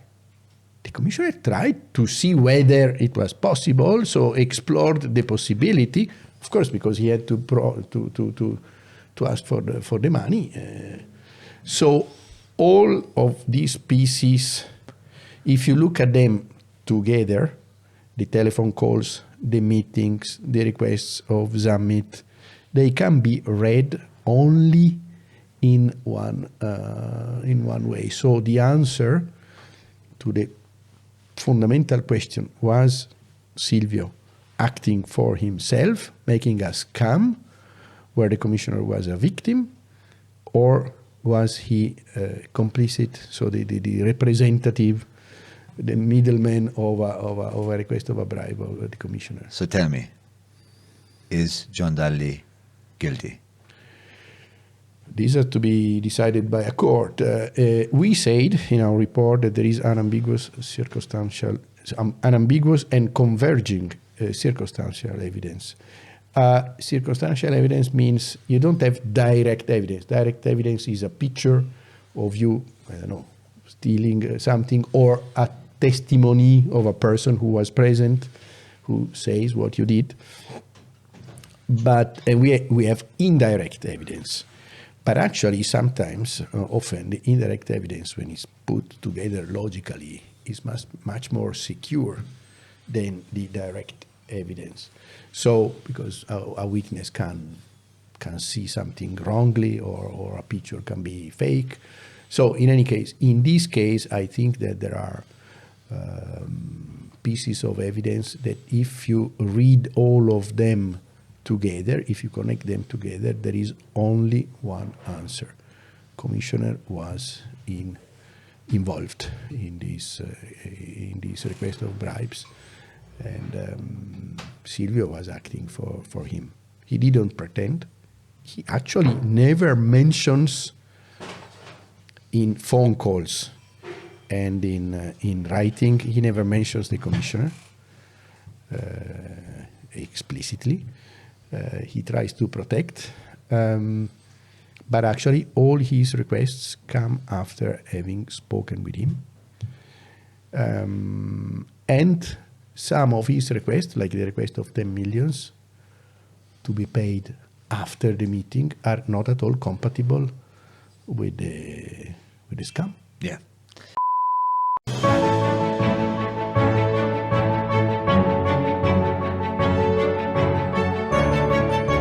Il-ħobża tal-Malti, il-ħobża tal-Maltin, minant il-Maypole.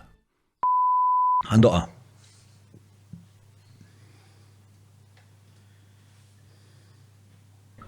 With a guarantee proposal to lift the ban. You can guarantee a lift of the ban. Is that what you said? Proposal. The proposal, yeah. Proposal. Uh-huh. Okay. And I can make you as well high-level meetings Uh-huh. to end your rumors or the rumors. And obviously, this rumors and give you the guarantee that lifting will be proposed. Okay? Okay.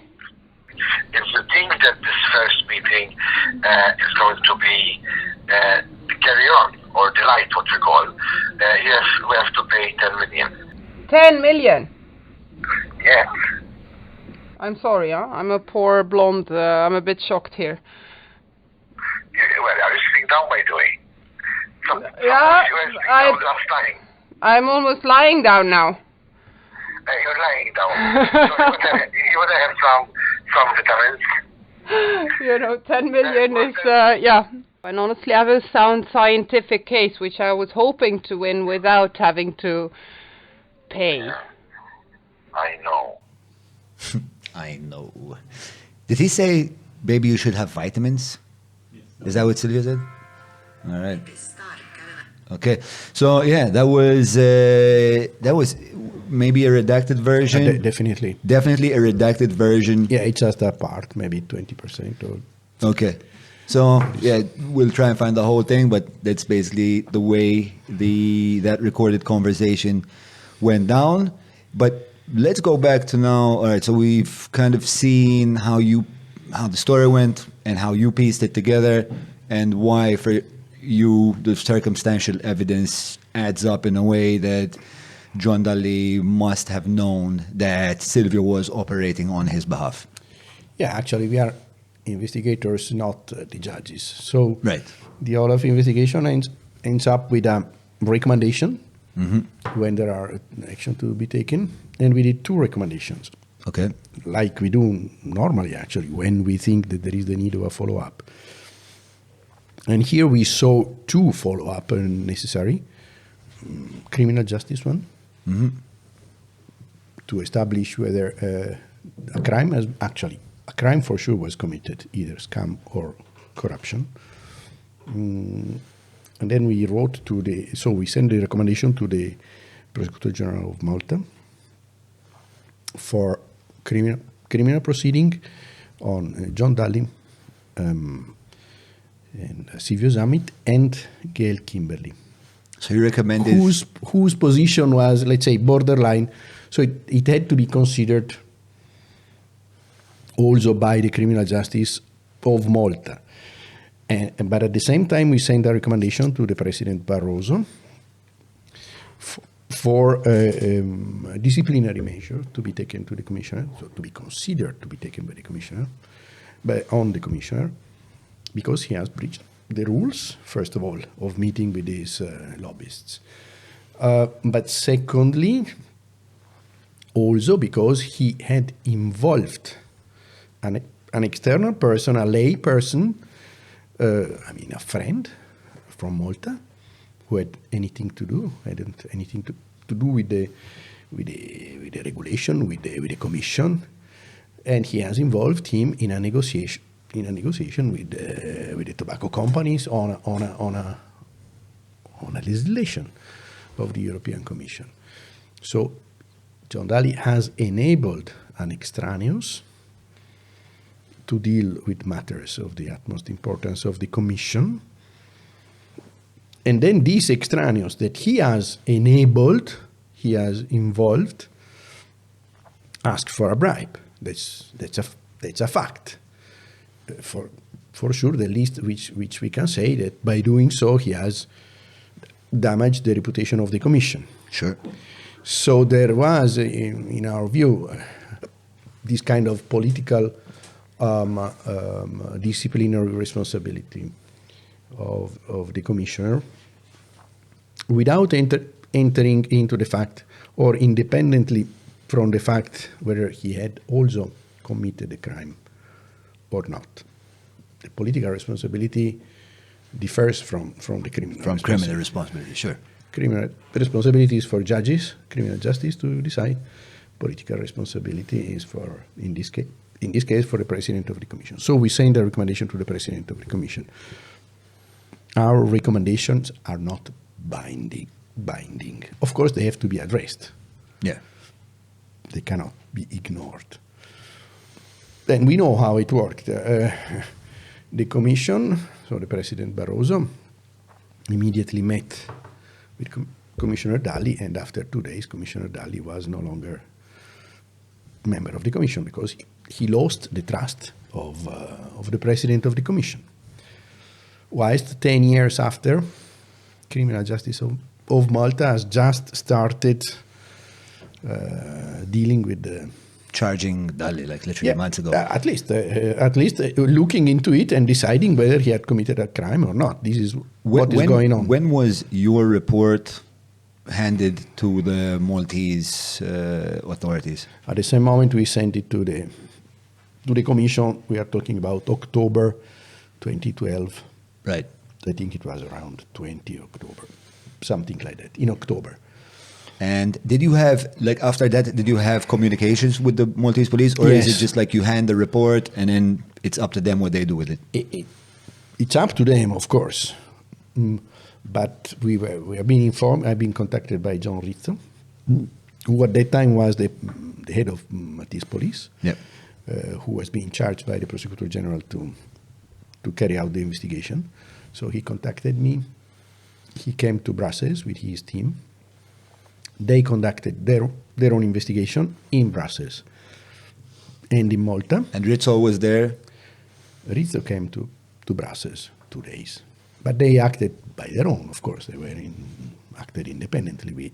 We just assisted them. They spoke with us. What was your estimation of Rizzo? What did you think of him? He was very professional. Definitely so. He acted in a very professional way. I didn't know him. I didn't know anybody actually in Malta. He acted very, very professionally. He and his team actually. That was my impression. The impression of all of us in Olaf. Then we know what happened in December. They arraigned Silvio Zammit, but then I knew from Rizzo that he wanted to arraign also John Dalli in December. But John Dalli noticed, of course, that what happened to Silvio. And so he escaped the same situation. So he prevented to be arraigned by sending a medical certificate to Malta saying that he couldn't travel. So he spent all the time in Brussels, in Belgium, and he didn't come to Malta. Malta has this rule, which is not the same in all the member states, that you need the physical presence of the person. So you have to bring the person To the in court. front of the judge Right. to arraign him. If you don't have the person, you cannot. And he took advantage of this by just saying, I cannot come. Then you had the elections. I think it was early March 2013. And it was 2013, was it March?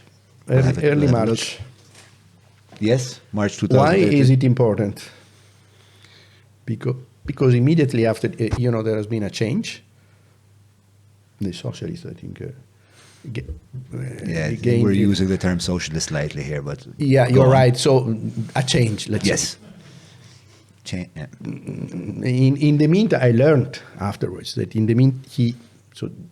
John Dalli was not in the Socialist Party, was in the other one, Nationalist. How Yeah. is it called? But he, during the campaign, changed, Yeah. switched to the other side. Which was really, for us, it was super strange because you had 25 years of the socialist media saying John Dalli is the corrupt devil. He has bank accounts in Switzerland and he's done this stuff with Daewoo and all this stuff. And then all of a sudden, John Dalli is the victim here. It was really weird. But it had an impact because as soon as the socialists won the election, the health of Dalli improved dramatically. He could travel. He was seen strolling on Republica Street here, healthy, perfectly healthy and happy, because one of the first acts, maybe you can check when it has been done, of the new government has been to change the head of police. Right. John Rizzo was sent to the civil protection, and Peter Paul Zammit Yeah. had been appointed from outside the police, had been appointed the head of police. But John Dalli was already very calm and relaxed because he knew nothing could have happened. And indeed, one of the first acts of the new head of police was to participate in a Saturday evening talk show in Malta, saying, John Dalli, there is nothing on it. There is nothing against him. The case is over. Were you aware that along with the inspector that was working with John Rizzo at the time that wanted to prosecute Dalli was Angelo Gava, who is now the commissioner of police? But John Rizzo came with two inspectors. Honestly, I don't remember the names. Yeah. But I think it's possible. Gaffa is a name I've heard, maybe. Yeah, sure. He's now the commissioner of police. I didn't know. So, I mean, from stories I've heard from inside of the police depot, there was a pretty huge fight between Angelo Gaffa and Peter Paul Zammit, because Peter Paul Zammit said, listen, this Dalli thing is over. Angelo Gaffa wanted to pursue the case, and then they fell out. But actually, Peter Paul Zammit, if you look at the facts as they happened and the sequence of the facts in those months, it looks like Peter Paul Zammit has been put there on purpose to close the case. And that's what he did. Actually, then it turned out that he didn't even close. He just dismissed and archived it, but it was still there. But he announced urbi et orbi, so to everybody, there is nothing. And this immediately has been took by Dalli and his media, in particular his house organ Malta Today at that time, and all the media he had instigated in Europe in his favor by saying, look, we have the evidence, because Peter Paul Zammit has said so, that Olaf investigation was all a scam. Have you ever spoken to Peter Paul Zammit? Yes. What was that like? of course, I was rather unhappy about this unprofessional behavior, because you don't go to the police and say so. And by the way, it has been exploited not only by the media, what he said, but immediately also by political parties in the European Parliament. The head of the Popular Party in the European Parliament asked Baroso to dismiss me. Why? Because there is nothing on Dalli. Like if a prosecutor asks for someone to be sentenced and the judge is acquits, the prosecutor has to be dismissed. But so, was that the only reason? Did they say like that? Was there maybe like a conspiracy theory that you were somehow paid off by someone in order to? There has been many, but also contradicting ones. Dalli said first of all, he said it has been Baroso who wanted, actually, Gozi, many things that he has said, actually, and I don't even remember all the things he said, but one of the things he said is Gozi, I think it was the name of Gonzi, pardon, of the then Prime Minister, Popular or Nationalist Party, so Popular Party in Europe, had asked, that's theory of Dalli, one of the theory, had asked Baroso to kill Dalli, because Dalli could have been the next candidate prime minister here, or I had heard this. A competitor, or whatever, and he wanted to kill him. Asked Baroso for this favor, and Baroso simply ordered me, please. So in this case, I was just the killer on the order of Baroso, who acted in the interest. Yeah. I mean, this is science fiction, actually. Yeah, when you see all like everything that that's really science fiction. But of course, the Popular Party in Europe couldn't buy it, because it was too much, accusing Baroso of such a terrible thing. And Baroso, I am nobody. Baroso is the president of the Commission. So they found the solution. It's not fault of Baroso. Baroso is okay. It is Kessler who made a fake report, sent it to Baroso. Baroso had been disguised, misled by my fake report. That's why they attacked. They asked for. But what was in this hypothesis? What was your motivation to do that? There has been many rumored paid off by the tobacco companies. I don't know, something like this. Or he even, at a certain moment, circulated a transcription of emails between a certain GK, alluding that it was me, but he didn't say Johnny, GK, and the initials of Gozi, which I don't even, where GK says, yes, and now I will do something, I don't know, I don't remember, in a broken Italian. And he put it in, and he said, these, I don't know where they come from, I got it kind of in front of the door one morning, so, totally bullshit. Plus, they were written in such an Italian that I got offended that someone could think that I write this Italian, but it was all really invented and but okay. So, but I also heard the narrative that you're friends with Simon Busuttil. Busuttil, he was member of the Parliament and European Parliament. If I'm not wrong, of the Popular Party, actually. Correct, yes. My friend, I met him once on the plane from Malta to Brussels when I came here for the Zammit case. And on the way back, he was on the plane, but I don't know him. So he knew me, of course, because you were in the news. My face, I was in the news, and he came. So this was after all the report was handed in and everything? Look, before the investigation, honestly, with all the due respect, I hardly knew where Malta was on the map. So this was the only thing I knew, and that's all. I didn't know Why do I feel a bit offended by that? Okay, I was a bit provocative. Is that but a bit actually, racist? That's a bit racist. I have never been to Malta. I didn't know any single Maltese citizens, and I didn't know anybody. I didn't know anything about politics in Malta.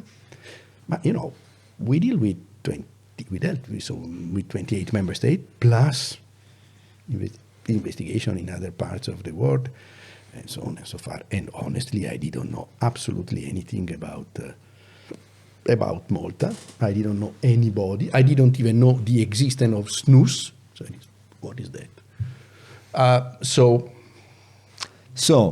you hand the report over. Rizzo comes over. He decides I believe Ghaffar was with him in Brussels. I know that Ghaffar really wanted to prosecute. But also John Rizzo, because John Rizzo told John me. Rizzo, sure, yes. But then we have a change of government, which leads to a change of commissioner, which leads to the commissioner saying, listen... First of all, it's improvement of the health of the solution of the health Is that true of that Dalli. the guy that was, the doctor that was sending these notes saying Dalli wasn't well was a gynecologist? This is what has been told to me, actually, gynecologist. So Malta started the procedure against Silvio Zammit, and it lasted almost 10 years, and they never ended it. Right. Which is So like, but for 10 years was it like dormant?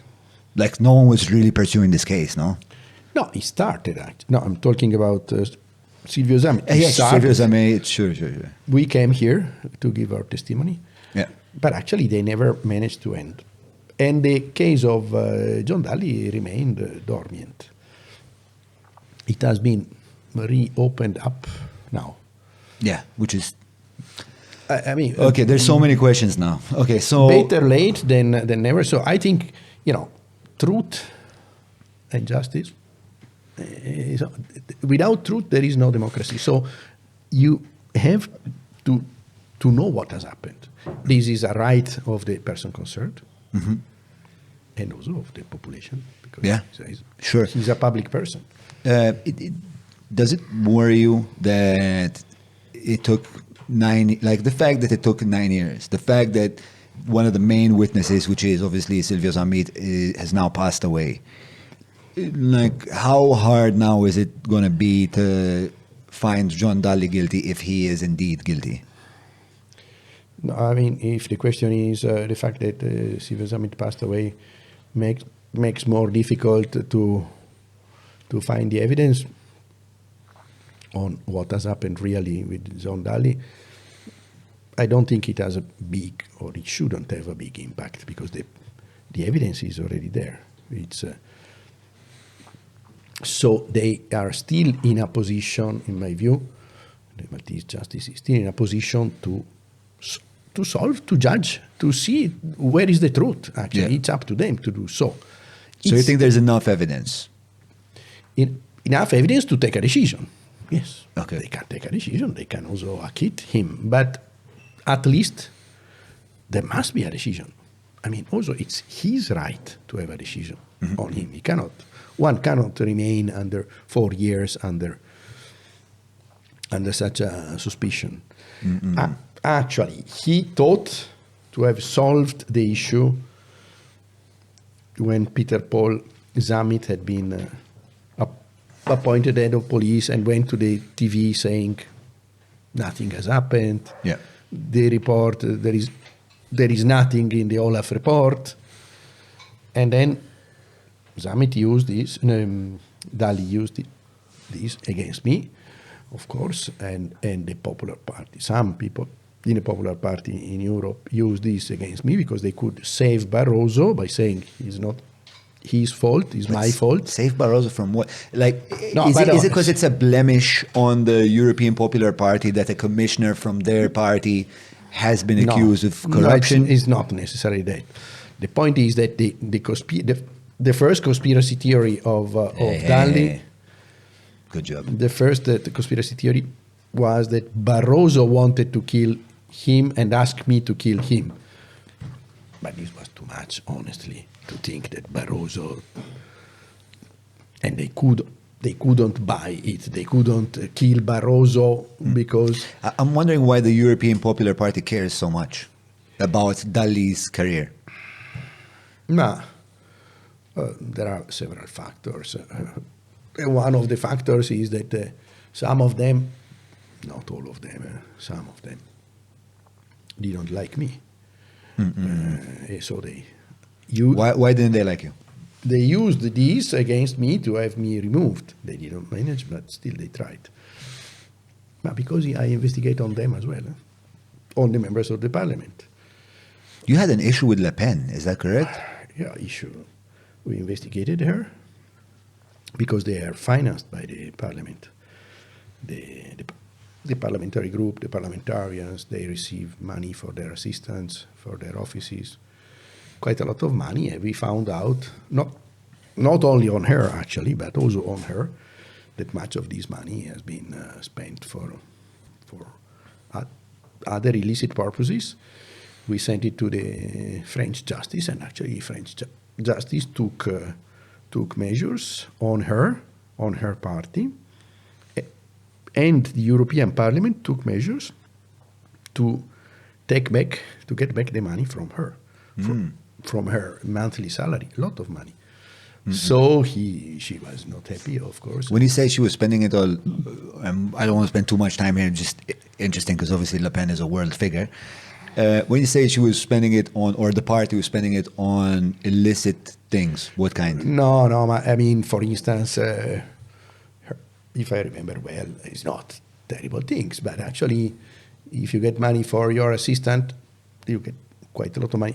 Your main assistant in Brussels, but he has to stay in Brussels, and that's why he is well paid.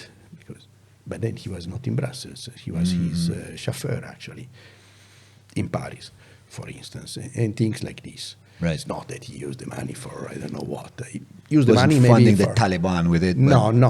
Okay. No, but in a Why would Le Pen in a regular way? No. Should do the Okay, but of course, when you do this kind of investigation, nobody is happy. Sure. So you had a bunch of enemies. Especially when you are really independent and they know that they cannot come to any, let's say, deal with the head of Olaf, as it has to be. So our job is not to be loved or to please our, let's say... You had a life of that. We'll get into your life as well, because there's the whole phase of you being an anti-mafia prosecutor, which must have been nuts. Okay, so. Oh, man. Okay, so let's go with, why do you think now? Why are we now moving on with Dalli? Do you know what has motivated this? No, I don't know. Maybe you know better because you are here.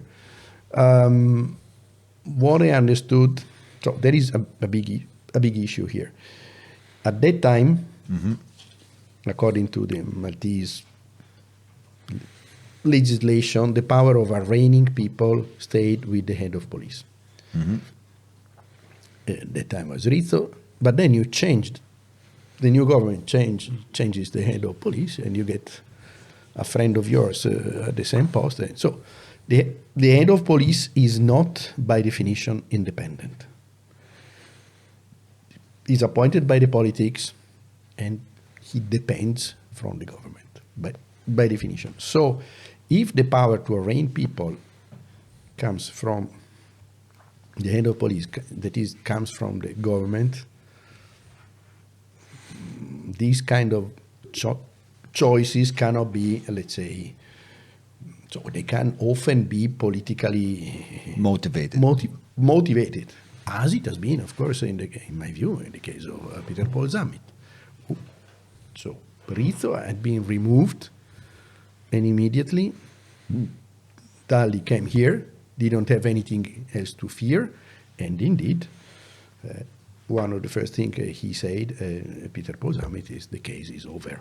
So now I understand it has been changed a little, the situation here, the legislation. And for more crimes like these kind of crimes, the power to arraign, that is bring people in front of the court lies with the Avvocat General. Yeah, l'Avvocat Generale. Is this correct, Charles? Not sure. I understood. Take this guy's license straight away. You get a license? What do you have? License? A warrant.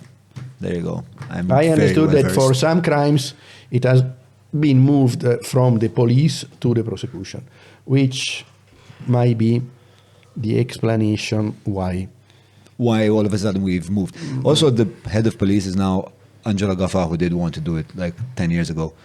Anyway, loads of questions. Maybe Dalli would like to come here and have a chat with us. Maybe Gaffa would like to shed some light. Cool. In any case, it's late, but it's good that it is done, actually. How old is John Dalli now? Like 70, I think. More. 73. 73. It's a lot of stress for a man that age. Okay, I'm going to just now like jump back in time. We're going to go with the Bahamas Easter Egg. So on the 4th of July, right? This is before, okay, I'm going to jump back before the investigation from Olaf was closed. So on the 4th of July, Olaf, Mr. Kessler, they interview Silvio Zammit. Silvio Zammit storms out midway through this conversation, right? The following day, you interrogate him again. And then the day after that, so on the 7th, so 5th, 6th, you interrogate him. And on the 6th, in the evening, 4th, 5th, you interrogate him. On the 6th, he calls John Dalli. It's quite a lengthy conversation, I believe. Correct. Yeah. For around 14 minutes. I don't remember if it is the 6th or the 7th. No, it's the 6th. I'm pretty sure. The sequence, I'm pretty sure of. Yeah. So on the 6th, he has a 14-minute conversation with John Dalli. John Dalli is in Cyprus. And they're inaugurating the presidency of Cyprus. I'm not sure if that's related to the EU or not. It is. Right. So this was like the Cypriot presidency of the EU? The semester. Okay, cool. John Dalli contacts Catherine Day, who at the time is the secretary of the commission, and he says, listen, after the phone call with Zammit, he says, I need to get to Malta because I have an emergency. Catherine says, you can go, but it's not a good idea because it doesn't look right. He says, okay, and then decides to go the following morning. 7th July, John Dalli hops on a plane from Nicosia, flies to the Maltese airport, Lua Airport, catches another flight to Heathrow, and then from Heathrow flies to the Bahamas, spends a maximum, because I've done the maths on this, of 4 hours in the Bahamas, hops back on a plane, goes back to Heathrow, and then I think straight to Nicosia. I'm not sure he stops in Malta or not. I know he goes back to Cyprus and continues with the dinner like nothing's happened. Now, this is really weird. Yeah, because I think more than 24 hours flights. Yeah, for 4 hours. And right after he's being told by Silvio Zammit, we're presuming that, listen, I've just been grilled by Olaf. It's impossible that he didn't mention this to him. I mean, the day after, they speak at length. Of course, we interviewed Dalli. He says, we spoke about a friend in Malta who passed away. I mean, I don't know. But it's very weird to think that he has been interviewed on John Dalli, Silvio, at length. He calls John Dalli, and he doesn't mention. I mean, in any case, he would have told him, both in the case he was pretending or not pretending. I mean, did you guys know, like, by the time you spoke to John Dalli, did you guys know, because you spoke to John Dalli, then the actual interview happened in July, later in July. Did you guys already know that he flew to the Bahamas? No. No. How did we find out about the Bahamas? Daphne Caruana Galizia, by her blog. But after the closure of our investigation on the snooze. Okay. After that. Yeah, and that made it all the way to the New York Times. Yeah, indeed. And that's a whole other case. Yeah, it's a whole other case. where we didn't have the cooperation of the Maltese police, at the time headed by Peter Paul Zammit. We asked in writing several times to have an answer on where the money has been gone, because we have seen that this has been a scam, let's say. So it's a Ponzi scheme. They got money from some strange people in the United States, promising them huge interests. Yeah, pensioners, by the way. Yeah, but quite rich, and also belonging to strange groups. Like Christian community. Yeah, who probably don't pay much taxes. I don't know. In any case, they gave the money. They got the high interest for, as it happens in these cases, high interest, 3 months, then little, then nothing. Mm-mm. And then no money. But they thought, Mary Swan and Dalli, that they wouldn't have done any denunciation, any querela, because probably the origin of this money was dubious, or at least as a result of not paying taxes. Yeah. So they were not in the interest to disclose that they had so much money. That's how you choose the victim of a financial scam normally. In any case, indeed, they did not. But Daphne found out. Daphne wrote about it. We read Daphne, and we started the investigation. And then we interviewed these people. And then we had the evidence that the money arrived in Malta. The money arrived in Malta in a bank, on a bank account of, if I'm not wrong, of Tyre. Yeah, the two companies. One's Tyre, correct, and the other one is, I think, Corporate Services. The second one. Now I don't remember, but yes.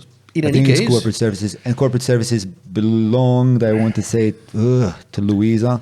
But the daughters of Dalli were involved in both. Yeah. So, and actually, Dalli was present together with Mary Swan, who was, let's say, We have it in the document I gave you in the timeline of the Bahamas timeline. A famous, let's say, scammer. And so we asked the police. We gave the evidence of this money arrived on the bank account. We had the documentary evidence. Say, can you have a look where the money ended up? They never answered. Then, and they should have answered, because they have to cooperate with Olaf. There has been an official request. And then we went to the government. We went public.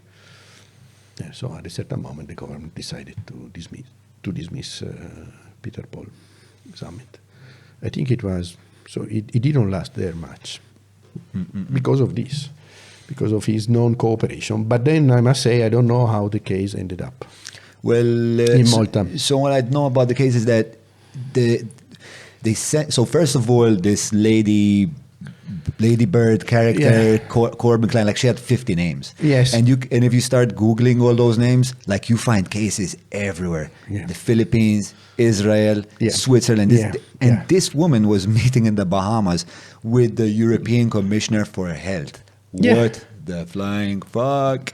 No, but the two of them met together with these people in the United States. And of course, for her, introducing herself as, say, close to a commissioner was, of course, it's like a guarantee for of importance, of quality, and of course for Dalli it was totally inappropriate, to say the least. From you are a commissioner, you shouldn't be involved in such businesses, in any business actually, because it was not declared, and secondly, even less in a scam. Yeah. So that's what happened. And actually, the house in the Bahamas has been rented by him. Yeah, I believe it was rented by the daughter. It's on Louisa's name. By the daughter. Yeah. So just for correction, so the company was called Corporate Group. Yeah, and there it is, Corporate Group. And they actually sent like 600,000 euros in investments to Tyre and Corporate Group. I never found out who Tyre belongs to. I think it belonged. I might be wrong. So, but possibly to the husband of one of the daughters. So there must be one of the daughters involved also in the other one, but honestly, I'm not sure. But for sure, from the documents I saw, corporate group belonged to the two daughters. I think I don't know how the stakes were, I'm not going to say it. So. But they are both in Portomaso, so I mean... Yes. And now, so then I spoke to, now they're getting, there's the prosecution going on for that case, but as you know, all the other defendants, so Corbyn died. Yeah. The other three defendants that were with Corbyn also died. So now there's only two defendants left, which are Dalli's daughters in this case. So it's very complicated, very complicated. But it will be interesting to see where the money has ended up. Because this money arrived in the two bank accounts. But from there, I don't think the money is still there. But you can trace it. It should be easy. If it is in a bank, or if it was in a bank. Where did it go? There's a trace. But, at least on the first leg, yes. Maybe it's been taken cash by someone. Yeah. I mean, it shouldn't be difficult to find out. So, have you had enough of John Dalli yet? Yes. Okay, cool. Because at the point when you were in Malta, Dalli tried to get you arrested, no? Oh, yes. Okay. You want to tell us about that? That would be the last thing we're going to hear about Dalli. Yeah, no, he threatened me before coming here. Not this time. This time he didn't. But a few years ago when I came here for the Zammit case, to render testimony, I've been addressed by a journalist in Brussels who knew him and who told me, look, he says if you're in Malta, you will be arrested the moment you arrive there. So he tried to avoid me to prevent me to come here. How did you receive that, in a sense, like I'm sure he didn't call you and say No. A journalist whom I know, whom I knew, and who was his friend. I knew that they were in contact, and he said that he had been addressed by John Dalli, asked to tell me that. Right. Then I came here, and the evening after my testimony, I know that the same day he sent a querela to the Prosecutor General of Malta asking to arrest me. To arrest me because of perjury or I don't know. Nothing happened, of course. But then he wrote that I flew away anticipating my flight back, which was not true actually. But this is what he did. But actually, it had now. Yeah, I cannot say. But in the past, there has been another episode of him threatening me and the other investigator. At the end of our second interview with him, after he signed the protocol, he told me and my investigator, Mr. Kessler and the others, also the other one, I had been investigated in Malta in the past for a case of bribery in health, I think, I don't know. And but you know how it ended up? I don't know, and indeed I didn't know. Me, I've been acquitted, and the person who accused me finished in jail. So it was, why do you tell me so? It's a threat. It's a threat. Okay, of course, we didn't care much. We didn't even report.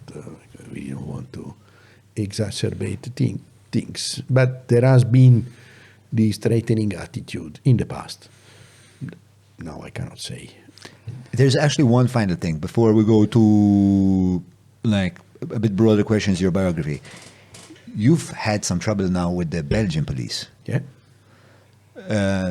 So you want to run us through that? You want me to give a... Yeah, very quickly. Yes, because, okay, what happened? In the investigation, we asked Inge Del Foss to do again what he has done before the investigation, that is to record a conversation with Zammit. We wanted to know whether 2 months after, or 3 months after, Zammit was still active on this. So we ask her, you can call him again because you speak with him and record. Of course, don't ask for money, don't offer, don't solicit, but okay. She said yes. Then one day, my chief investigator came to me and said, okay, she called me. She's a bit scared now. She prefers to do it in the presence of someone of you or someone from Olaf, to have some qualified witnesses.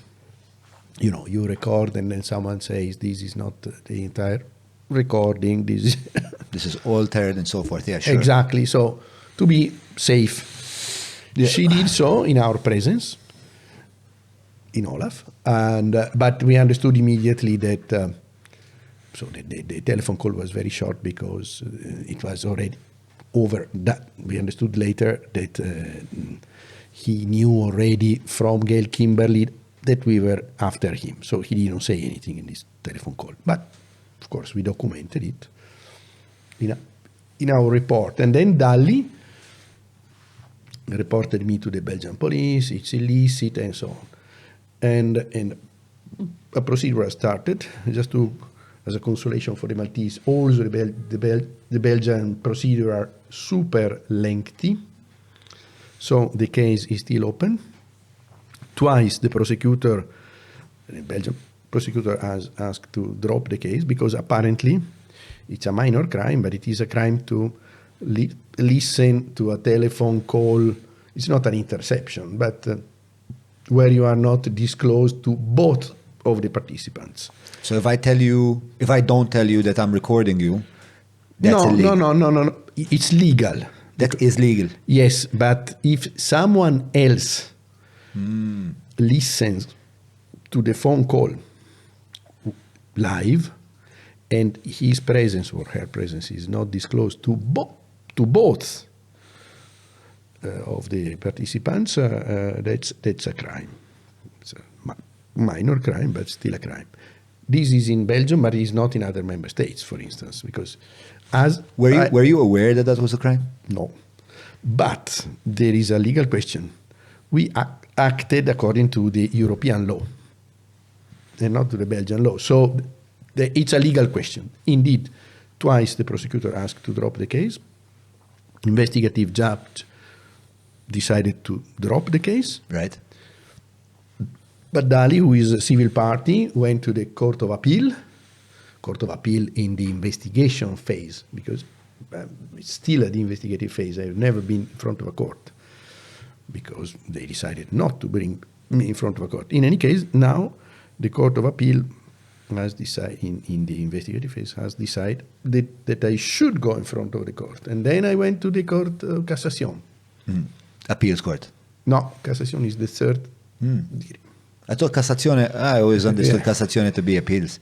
So no, it's like a third appeal. Yes, it's a third degree, yeah. It's the tribunal, Court of Appeal and Cassation. Okay. Okay, so it's a never-ending story. Giovanni Kessler is found guilty. What happens then? Is it punishable by a fine? A fine? Fine. So you're fine. Yeah, for something which, as the prosecutor said, no damage to anybody. Actually, it has been done to find the truth. And it's a dubious legal issue whether I could do it because we did it in Olaf and following the Olaf regulation and not following the... Sure. And was it Dalli that... yeah, of course. Initiated the process? Dalli, and I think, and this I don't know exactly, Dalli continued because he's civil party and he has appealed and so on and so far, and he has, every time the prosecutor asked to drop the case, he made a new request, etc. Then when the judge, investigative judge, decided formally to close the case, actually, she says it's not a crime, he made appeal, so he has been very active in this. It is possible that that initially, together with him, also some members of the European Parliament made a like a joint effort. Yes, those who wanted me out of Olaf. Sure. But it has been still 10 years and we are not in front of a court, and maybe we will never go in front of a court. Wow. So that's super slow. Indeed. It's consolation for us. Yeah. Mawra sal-ħadnu ta' Derek mhux transazzjoni kif ġipu laħaq, fejn apparti tinqeda b'lifjen kwalità se tiġi mejjun sabiex issawwar l-arfin tiegħek dwar dak li qed tiekol u titma' lil familtek. Biss jekk m'għandekx il-ħin tad-disa fejnhom il-belt, ibad WhatsApp lil Derek fuq 9986-6425 biex waslulek ix-xirja fuq l-adba. Throughout your whole investigation, since Baroso was the guy that told you, listen, you need to investigate this. Throughout this investigation, was Baroso like asking, like, where are we with this? No. You weren't telling him, like, listen. No, I didn't have any contact with Baroso or with the Secretary General. And actually, they asked me at the very first moment when they brought me the information. I think it's also in the transmission letter. We ask you to prioritize the case because the Commission needs to know as soon as possible, and before it reaches, the public opinion needs to know what has happened. But I didn't have absolutely any influence apart from this. If it is an influence, just ask, obviously, to treat the case as a priority case, nothing else. Because it was, obviously very high sensitivity. Cool. So, listen, I'm good with this part. Shall we go to a bit, to whatever else? A bit lighter. So, listen, before we get to the next part, first of all, do you want another stretta? No, I'm fine. You're good. Secondly, I have a book for you. A book? So one of the sponsors of the show is Agenda Bookshop. It's and the book in there is called History of Humankind. I shall confess, or Humankind rather. Sorry. Nothing less than that. Thank you. I haven't read it yet, but those two people on the front that recommend it are Stephen Fry and Harari. These are strong recommendations. These are strong recommendations, definitely so. Thank you. That said, I don't know, have you ever seen this documentary called Exit Through the Gift Shop? Ever seen this documentary? No one's seen this documentary? You've seen it? It's the craziest fucking documentary.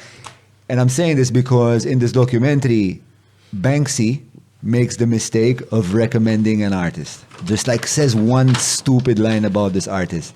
But this artist is actually pretty shit and he's just like paying other artists to do art.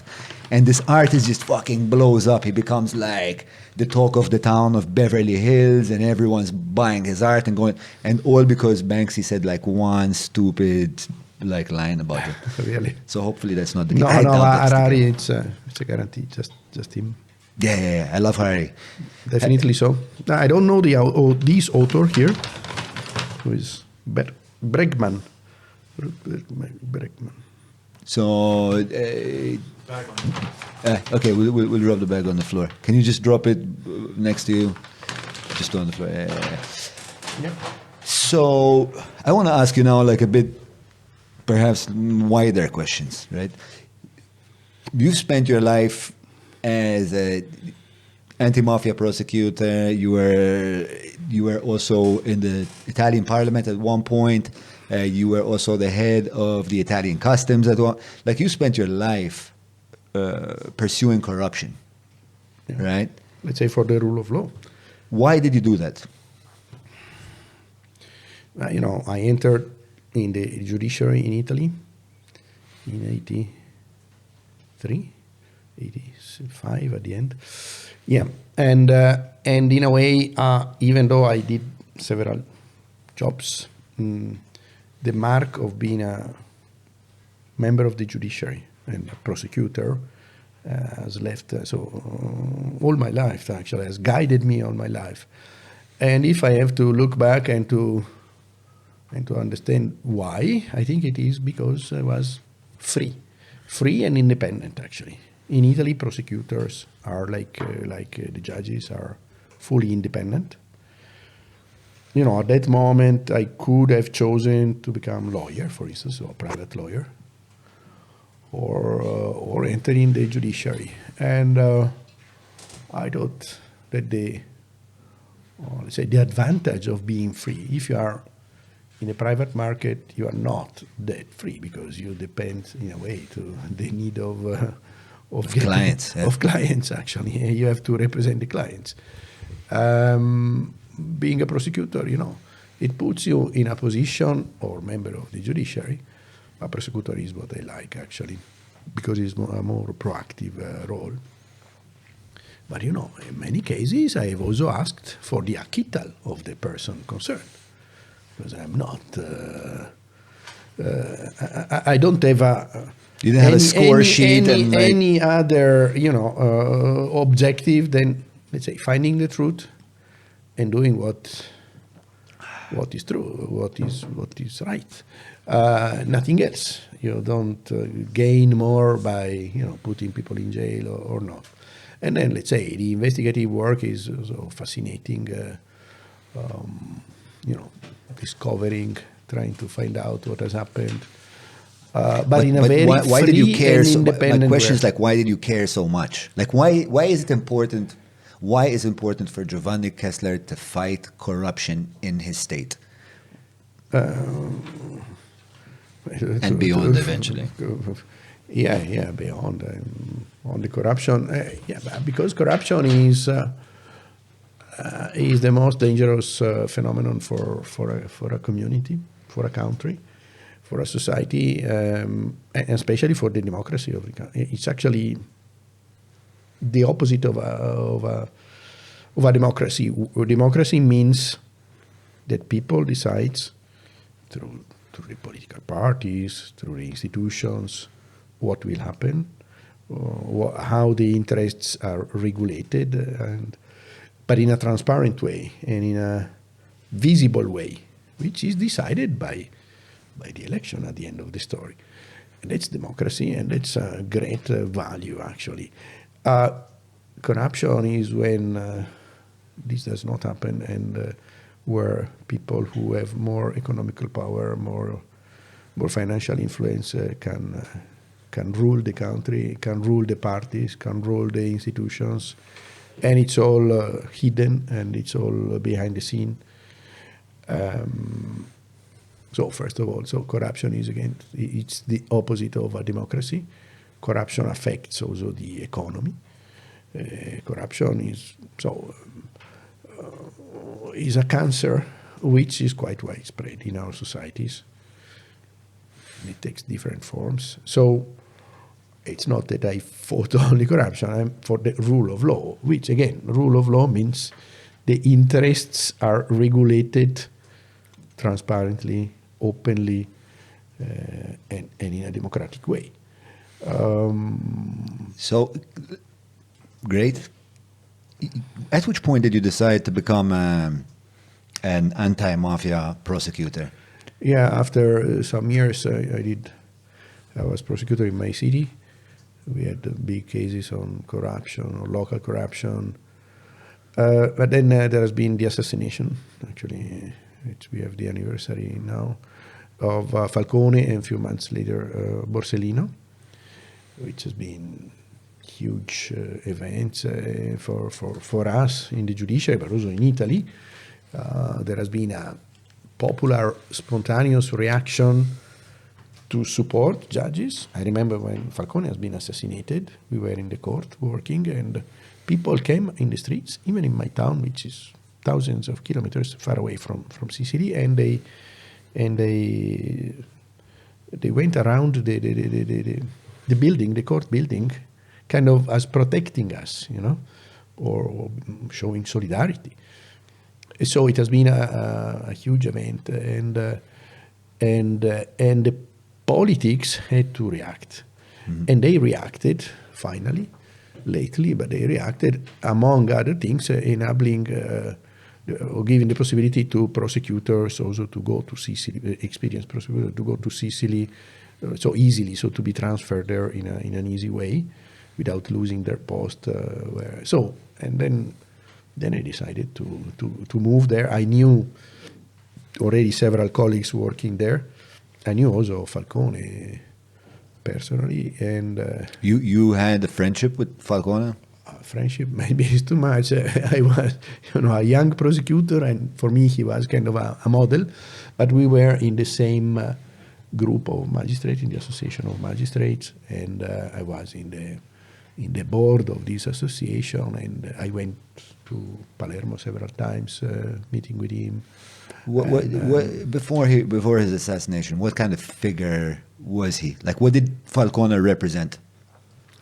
Falcone represented the possibility to fight effectively mafia, actually, and because he managed to set up these big investigations and to arrive to the court and to have the real mafia at the high level being prosecuted and being also sentenced, and something which seemed almost impossible before him. So this is due to his bravery, first of all, and he was really unfatigable, and he knew what he risked, and actually he was risking his life, and he knew it. And also his outstanding capacity, especially the capacity to link the events. At that time, mafia was addressed in a very fragmented way in all the court of offices in the small towns, but you cannot understand fully a phenomenon if you look at it just in a fragmented way. So he introduced this way of doing investigation in a more comprehensive way. He also pushed for the anti-mafia offices to be created, so big specialized anti-mafia offices to be created. So he was for us an example. For me, he was an example, a model. I looked at him from the bottom up, actually. But okay, so when this possibility has been given to me, was it like a big motivator for you to go?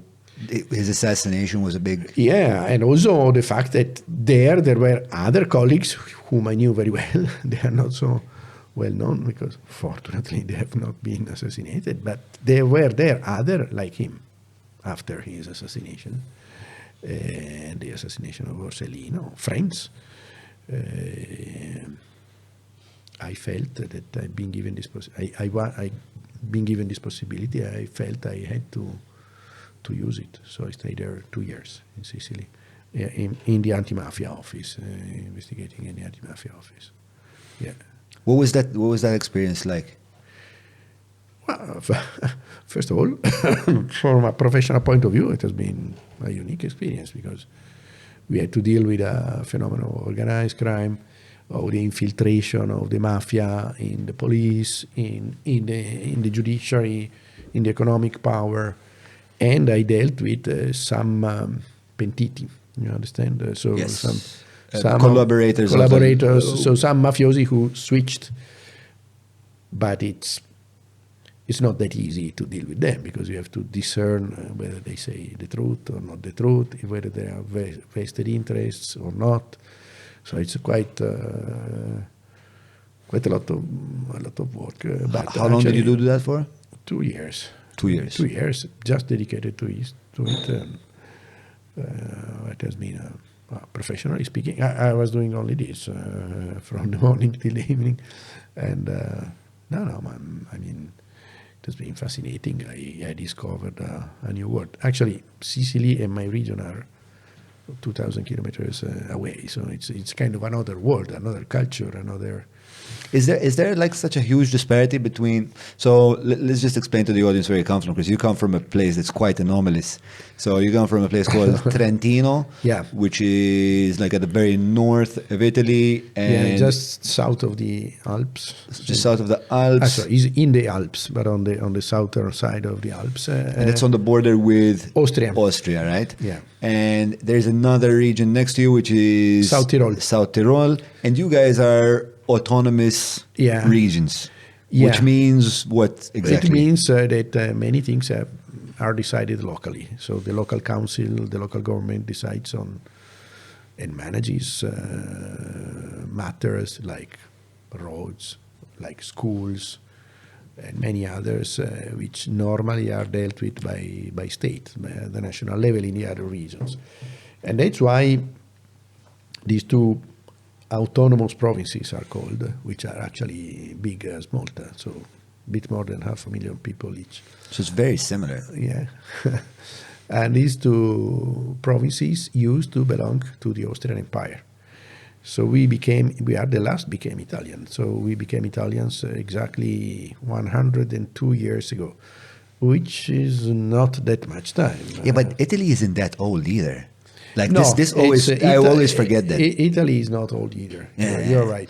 When did the Garibaldi unification? I mean, unity of Italy is in the 19th century anyway. So it's 1860, 1870. Yeah, it's not that old at all. No. I mean, Italy as such. Then we had parts of Italy. Of course, the Kingdom Piedmont, of Naples. Yeah, exactly, Kingdom of Piedmont. But we were bound to the Austrian Empire, also during World War I. And that's where your surname comes from, I'm presuming, Kessler. Yeah, indeed. It was a mixed... so I'm Italian-speaking, but actually we were the Italian-speaking minority in the Austrian Empire. Mm-hmm. While South Tyrol, now, they always been German-speaking. South Tyrol, so the neighboring province. 20 kilometers, there is the language border. South Tyrol is now the German-speaking minority in Italy. And let's but give them it works. a bit of a history lesson about the Trent. What was that called again? The agreement between the Catholics and the Trent Council. Council of Trent. The Council of Trent has been an historical event, a very important historical event in the history of the Catholic Church. Actually, in 16th century, the Catholic Church wanted initially to deal with Luther, so the Lutheran world, so the German world, at the beginning of the schism. But then there was little to do, but then they had to react to it, to this German separation in the church. And so they decided to have a council, so to put together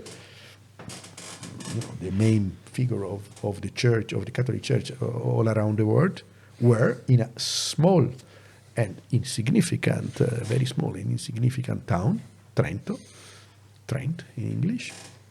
Why? It lasted almost 30 years actually. So you can imagine from the Vatican, most of cardinals arrived there. They built their houses. It was not that easy to move 600 kilometers. But they decided to do it in Trento because exactly Trento has this position which is in between the Latin and the German world. It has always been like this. So we are really on the border of two languages, but actually of two cultures. And two religions. Then two religions, actually, also. Which is, again, similar to our country. For the religions, maybe. Yeah, we're like, even our language is a mix. So our language is Latin and Semitic into one. Obviously, there's some English influence, but we've always been, not always, but at the time, for example, of the Great Siege, it was very much understood that Malta was the last Christian bastion of Europe. So we were always kind of like in the middle between Islam and Catholicism. And one can say now that the difference between Islam and Catholicism is not like the one between Catholics and Lutherans, actually, because no, it's not that much. Still, we are a border region. This we can say. Border not only for administrative borders, but for the language, for the culture, and that makes these places also fascinating. Makes these places also, probably also Malta, you will tell me, more Europe-oriented or less nationalist-oriented, because, for instance, I don't know if you have heard about Alcide De Gasperi, who was president Italian prime minister immediately after the World War II, a real Democrat, but a real pro-European. So he, Schuman, and others built the first European Union, which was not called European Union, but the first steps for Europe. They believed in Europe. And if you look at who were these people, all of them were coming from the French, the German, and the Italian. So those who started came from border region. German close to France, so they are more, let's say, less nationalistic, less, and more in contact with the other people. Indeed. That's what makes us special. And then we are in the mountains, so we are a mountain region, so beautiful environment. Never been. I need to come see you. You have to come.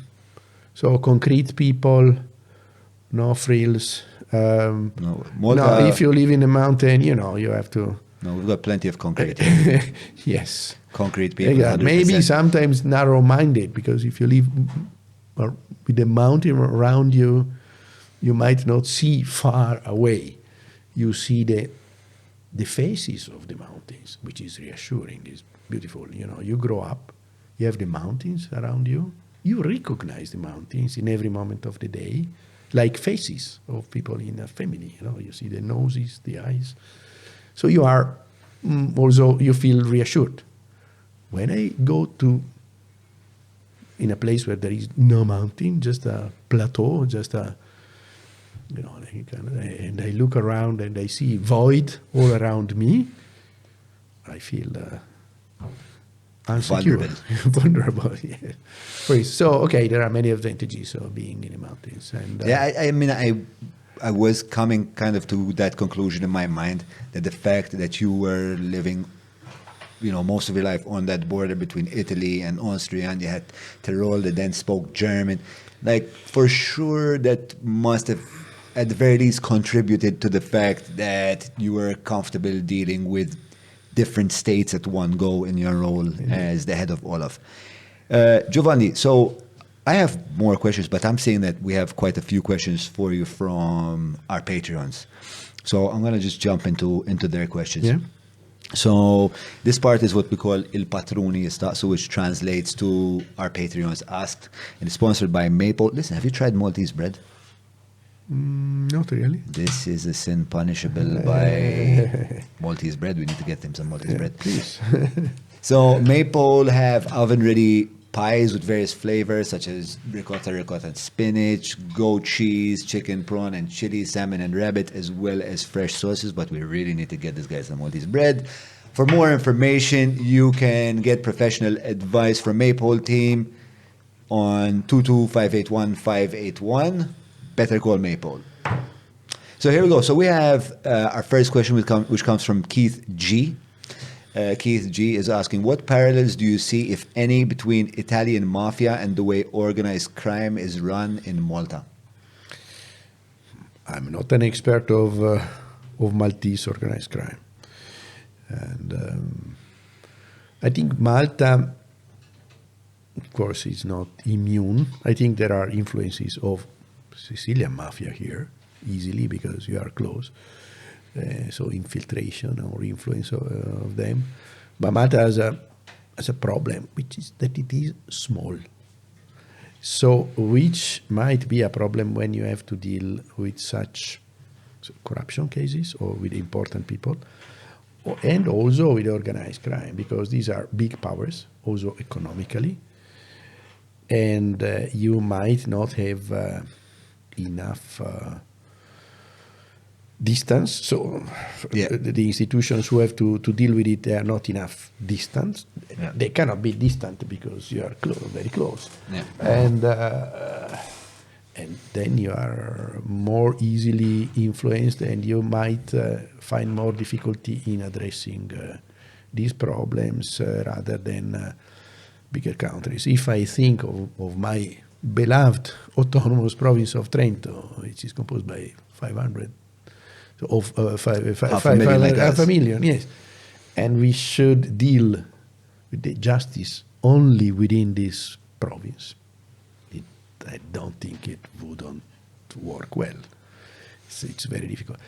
Okay, so maybe I'm not answering completely the question. Actually, I have a proposal that I like is continually coming up in my mind. Is there for cases such as Malta? I don't know. Maybe it's a bit too specialized because we're just one state. But in these types of cases, should there be in your opinion, a police force that is pan-European that goes to a state and deals have jurisdiction over a state and is able to not prosecute, but what I think is that there should be, maybe not exactly what you say, but some international or transnational dimension in justice, can be in investigation, in cases which have transnational nature. You cannot investigate properly some crimes which are by nature of a transnational. Mm-hmm. So if you address them only from a national perspective and a fragmented perspective. Secondly, you find big difficulties. I'm talking in general, not only for Malta. You find big difficulties in addressing cases on big powers, where big powers are involved, criminal powers, financial powers, political powers, when those who have to investigate on it are too close to the power. Maybe they are totally, for sure, totally honest. But maybe they're not. Maybe they are not. But even if they are honest and they are too close, they can be easily confined. Yeah. Manipulated and threatened. And exactly. Not only manipulated, threatened, blocked, prevented. Yeah. This is an issue which has many dimensions. For instance, I worked a lot and I still am engaged in Ukraine in anti-corruption. I am now into associations and we dealt with anti-corruption. There is also an issue. That is not a small country. It's a huge country, actually. It's more than 40 million people. They have corruption, a rampant corruption, like in all, let's say, the post-Sovietic countries. Now they have the issue of war, but also the corruption has an influence on the war, because if they, like in Russia, where there is a lot of corruption, okay, but they cannot deal alone with corruption. The judges, the prosecutors are not credible. They are appointed by the politics. They are influenced by the politics. They are also so corrupt that they act as a band by themselves, by their own interests. So we have experimented there already, and successfully, the intervention of international experts, both in the process of selection of the judges or revision of their, let's say, integrity, and also in investigations. It might be felt like let's say, a lost or partial loss of national sovereignty, but actually it's not. It's an improvement of the capacity of a country to deal with this. Yeah. And for some events, like the one you had here, the very, very sad assassination of Daphne Caruana, and or others, I don't know. I remember also in Lebanon when there has been this huge explosion in the port of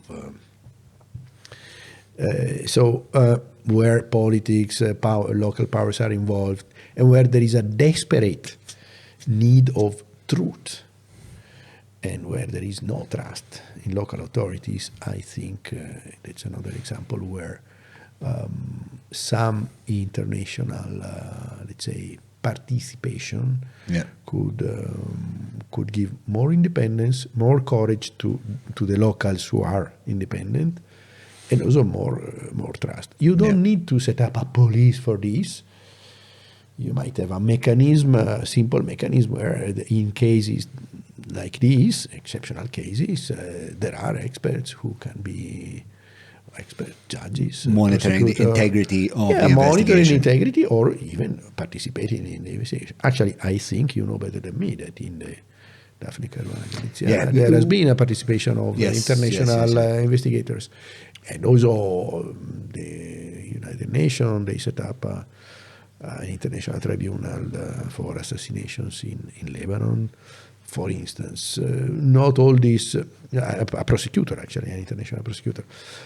You don't need to set up big structures or permanent structures, but the issue of the participation of some foreign or from other countries of Europe, you don't need to go to exotic places, but the participation of these foreign investigators, prosecutors, judicial expert, I think it is something which should be addressed, and it would be very beneficial in many situations, and not only in Malta.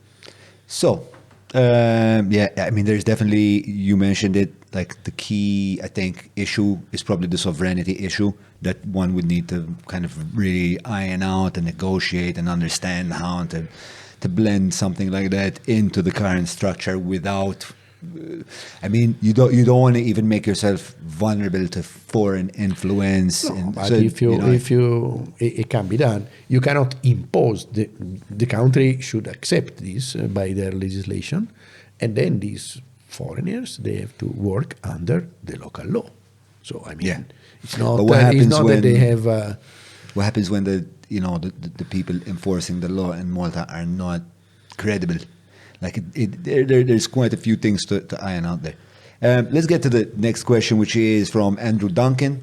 Andrew Duncan says, or asks rather, what the last few years have taught us is that corruption doesn't seem to pose a serious concern to the Maltese electorate. Electoral results indicated that they were more than happy to re-elect officials who are clearly involved in some very serious cases of corruption and fraud.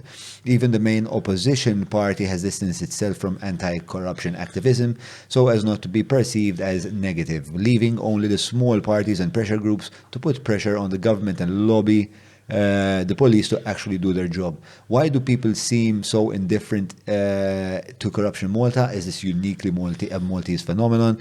Does a small minority of concerned citizens stand a chance at affecting change, or is it a losing battle? No, it's not a losing battle. Okay, I'm not an expert on the Maltese politics, but actually these situations are not only Maltese. Yeah, which is a question that he asked, which I think that's the main one that we need to answer here. Yeah, you see similar patterns in other countries. Can you describe that pattern? The pattern is, first of all, the political, let's say, world not being necessarily happy to deal to deal with corruption, and actually to admit that there is or that there can be systematic corruption, because their credibility is at stake, or they feel their credibility is at stake. And there is another phenomenon which I would call maybe, in some cases at least, it's the assuefazione. What is the word in Italian? Assuefazione. Is that one word? Yeah.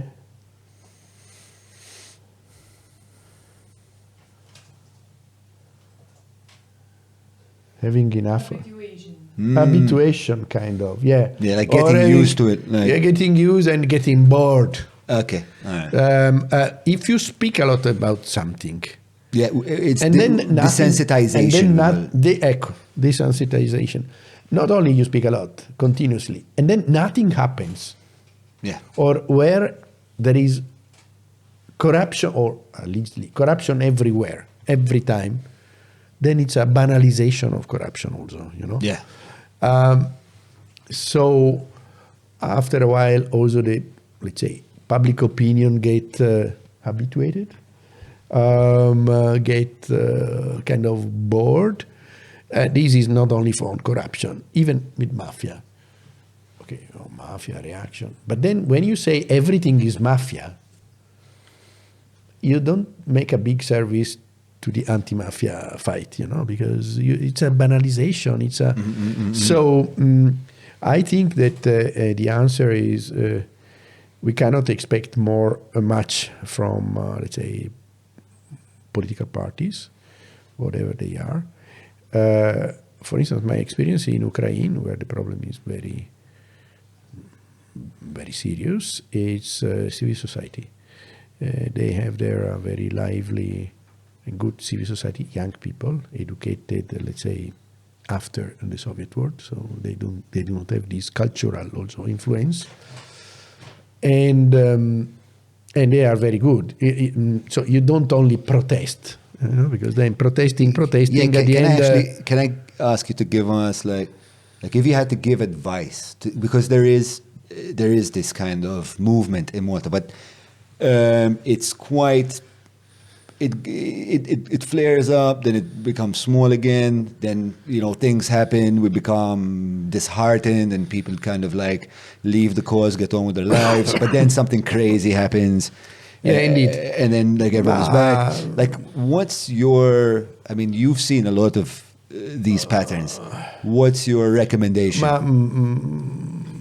don't know if you have here, but some activists group who work very, very seriously, actually like you do, fact-checking, investigating, following closely what happens, also with the investigations, following the attempt of bury some cases and denounces it and involve also maybe foreign observers or foreign civil society or foreign authorities. Yeah. So I think that we do have those here. Like we had Caroline here. She's tireless. We should get Jacob here from the Times. He's solid. I think investigative journalism, but also groups, activists who do it not just as a reaction of a big event. Just consistently.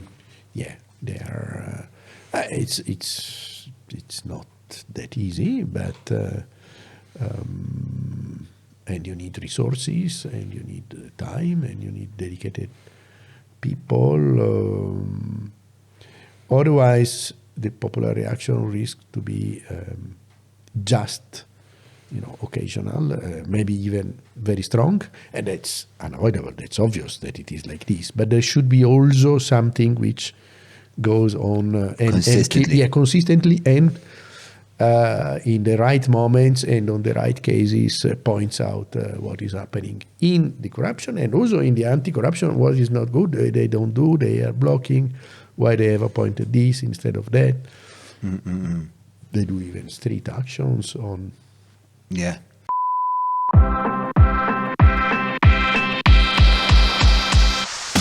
Għalfejn sirt patrun? Sirt patrun, għan biex taraġġan biex xirot nejbirra, għad diffiċli, so I figured out li €5 ma t-nejbirra, so you know it. Poddati bħal dawn, bżonnom li s-suq ħieles mux sejħallas għalihom u probabbilment laqqas il-gvern. Allura xi ħadd irid ikun. Xahar ta' sħubija jiswini ftit żgħir iktar minn kafe, wieħed minn barra, però fuq not iktar ħanejdu hekk serja għax nemmen li l-podcast joffri pjattaforma ġenwina u sinċira. It's a good podcast u kont bdejt nara mill-bidu. Kien hemm il-podcast ta' Marka Milleri, kien maqsum fit-tliet biċċiet. U t-tlet biċċa kienet fuq Patreon biss. U dak kien biex il-verità l-aħħar imbottatura li kelli bżonn biex nidħol bħala patrun. U mbagħad bqajt hemmhekk jiġifieri l-kontenut esklusiv li jagħmlu għall-patruni huwa ta' valur verament tal-flusek. Xi kultant jgħidu xi ħaġa fuq il-podcast tkolltilhom qabel u ma jaraw wara fuq YouTube u jgħidu ma kif kont taf. Naħseb li l-pajjiż għandu bżonn dak il-fertilizzant li qed jitfgħu dal-poddati għaxaw l-ixfa tremenda. Isu kien hemm ħassejt il-bżonn li jkun hawn komunità li tisma' mhux biex tirrispondi imma biex titgħallem. U għandna bżonn naħseb nitgħallmu nisimgħu biex nitgħallmu, mhux nisimgħu biex nirrispondu. Affarijiet bħal ma jagħmel John li jkollu nies li actually qed jgħinu dan it-tip ta' proġett, it's an actual need biex affarijiet hekk actually jirnexxu dak kif. Is-sodisfazzjon tiegħi hu li tajt għal xi ħaġa li toġobni minn jeddi.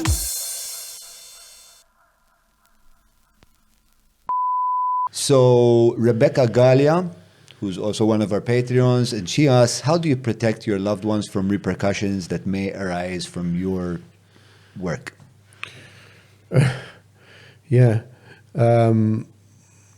Separating the two, let's say, I don't want them involved in my professional life in any ways. Actually, when I'm in my professional life, it's like being a monk. Actually, like I was in Sicily, I was alone, and then I went back home every second week. And so distance is one of them. Yes, having distance between distance. Fortunately, they live, or they used to live in Trentino, which is, let's say, peaceful and tranquil. And fortunately, I never had, not even signs of threats to them. To me, that's another story. But okay, so what kind of threats? Well, okay, to have legal repercussions we have spoken about, but also yes, sometimes some threats of people who are said to want to kill me or something like this. Not frequently, but it happens in your career as a prosecutor.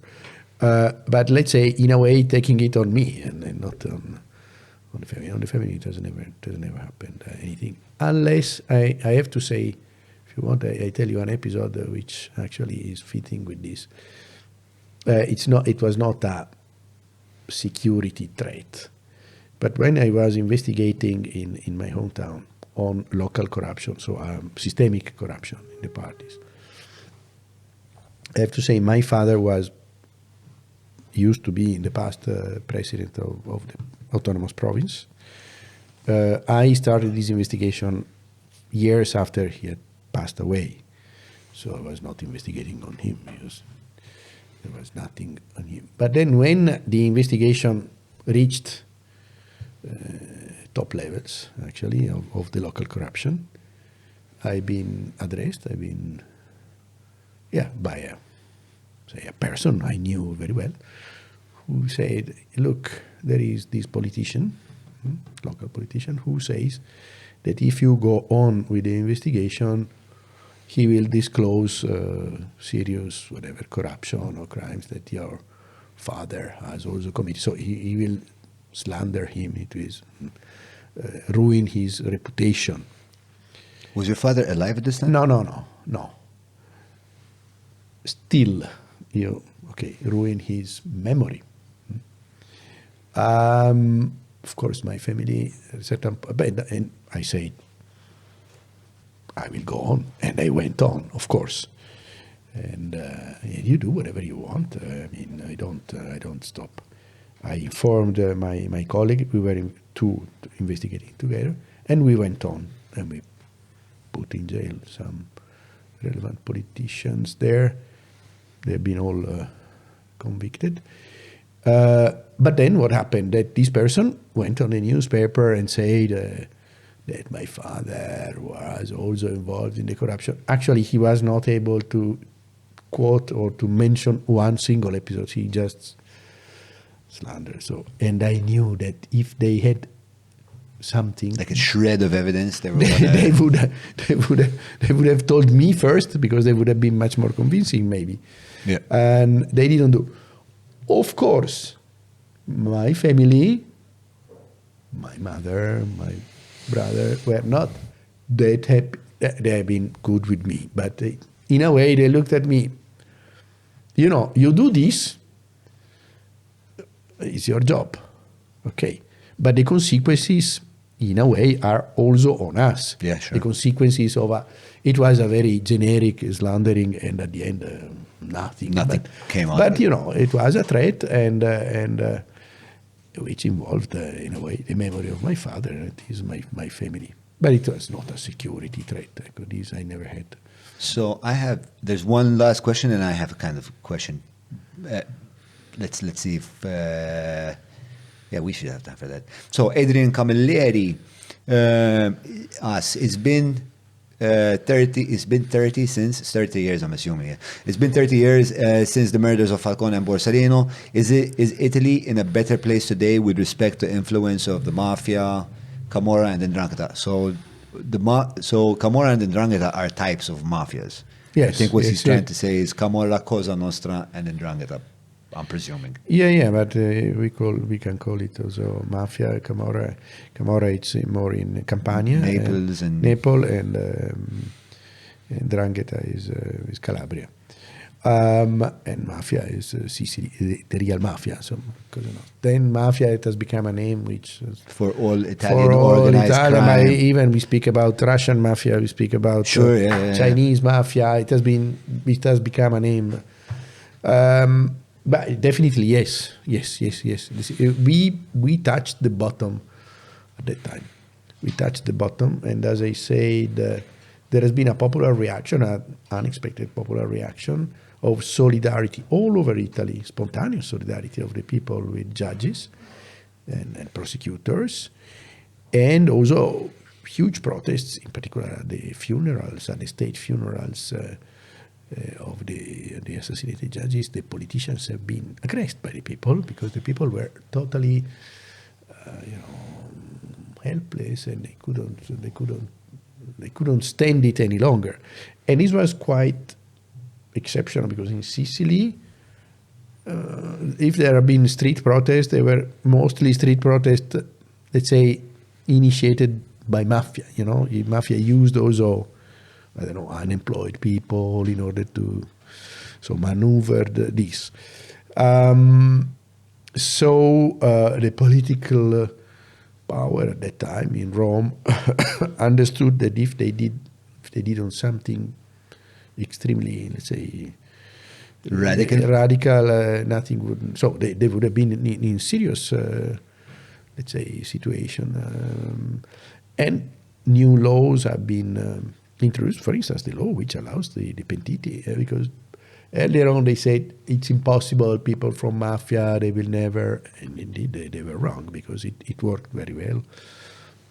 Prosecutors from all over Italy, certain prosecutors could go there. The army has been involved, and also, which is a necessary part of an anti-mafia strategy, like the anti-corruption strategy, there has been a change in the public opinion, especially in the Sicilian public opinion, in the youngest people. No more collusion with mafia. So the culture of rule of law, legality. There has been a big improvement in all these fields, in the security field, in the judicial field, in the laws, and also the investigations.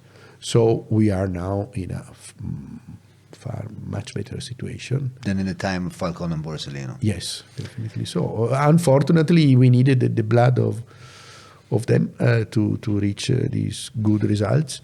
That's very, very unfortunate, and not only of them, actually, of many state servants in many positions who have been who have worked very well and they've been assassinated by mafia because they were good and they were maybe left alone. Now the situation is radically different. So I have one final question myself.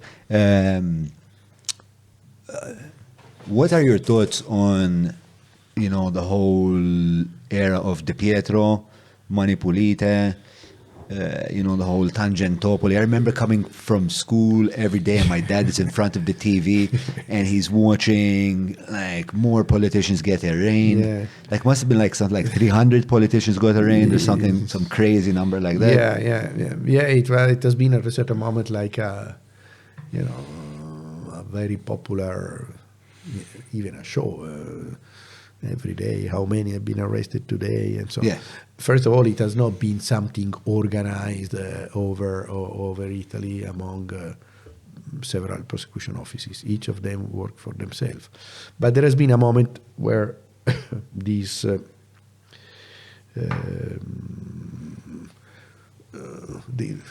cooperation or ties among the corrupted people and those who corrupt them loosened because of some investigations. The microphone. Yeah, and because of the popular reaction, because people were really fed up. So the prosecutors and what made the people fed up though? Yeah, I mean, again, like with Mafia, I said one of the unmissable, let's say, elements of an anti-mafia strategy is to have also the population, especially the youngsters, the young generation, on board. So it's a cultural fight. It's also cultural, having them. And this has happened also for the corruption at a certain moment. People being fed up, they started, some at least people, little by little, started collaborating. So, you disclose things. My boss has paid. They then saw some prosecution offices were really doing it. So they started, there has been a huge increase of trust in this prosecution, which led in turn to more cooperation, and it worked. So for you, the outcome was good? Yeah, for me, the outcome was good. Let's say, a systemic illegal system of financing of the parties has been dismantled. Then there has been excesses, because actually, I've been prosecutor for many years, and when I did this investigation, people, you are on the front pages and everybody's happy. But you have to know that when you are popular, after a short while, you are very unpopular. So you cannot rely in our job on popularity. Sure. If you rely on popularity, if you seek popularity, you lose. You have to deal with it. You might become popular, but that's not the goal of our job. And actually, and if it happens, it's dangerous, and you have to take distance from this. This has not always happened, and has led to some.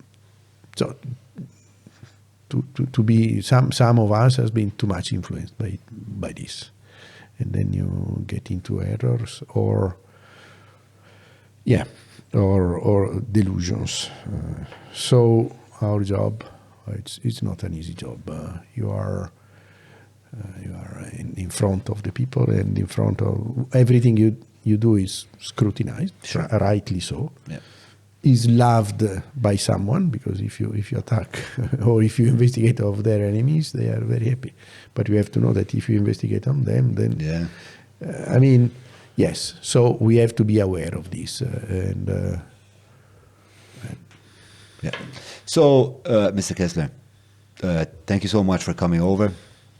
We had a really good time. I think everyone out there also had hope so.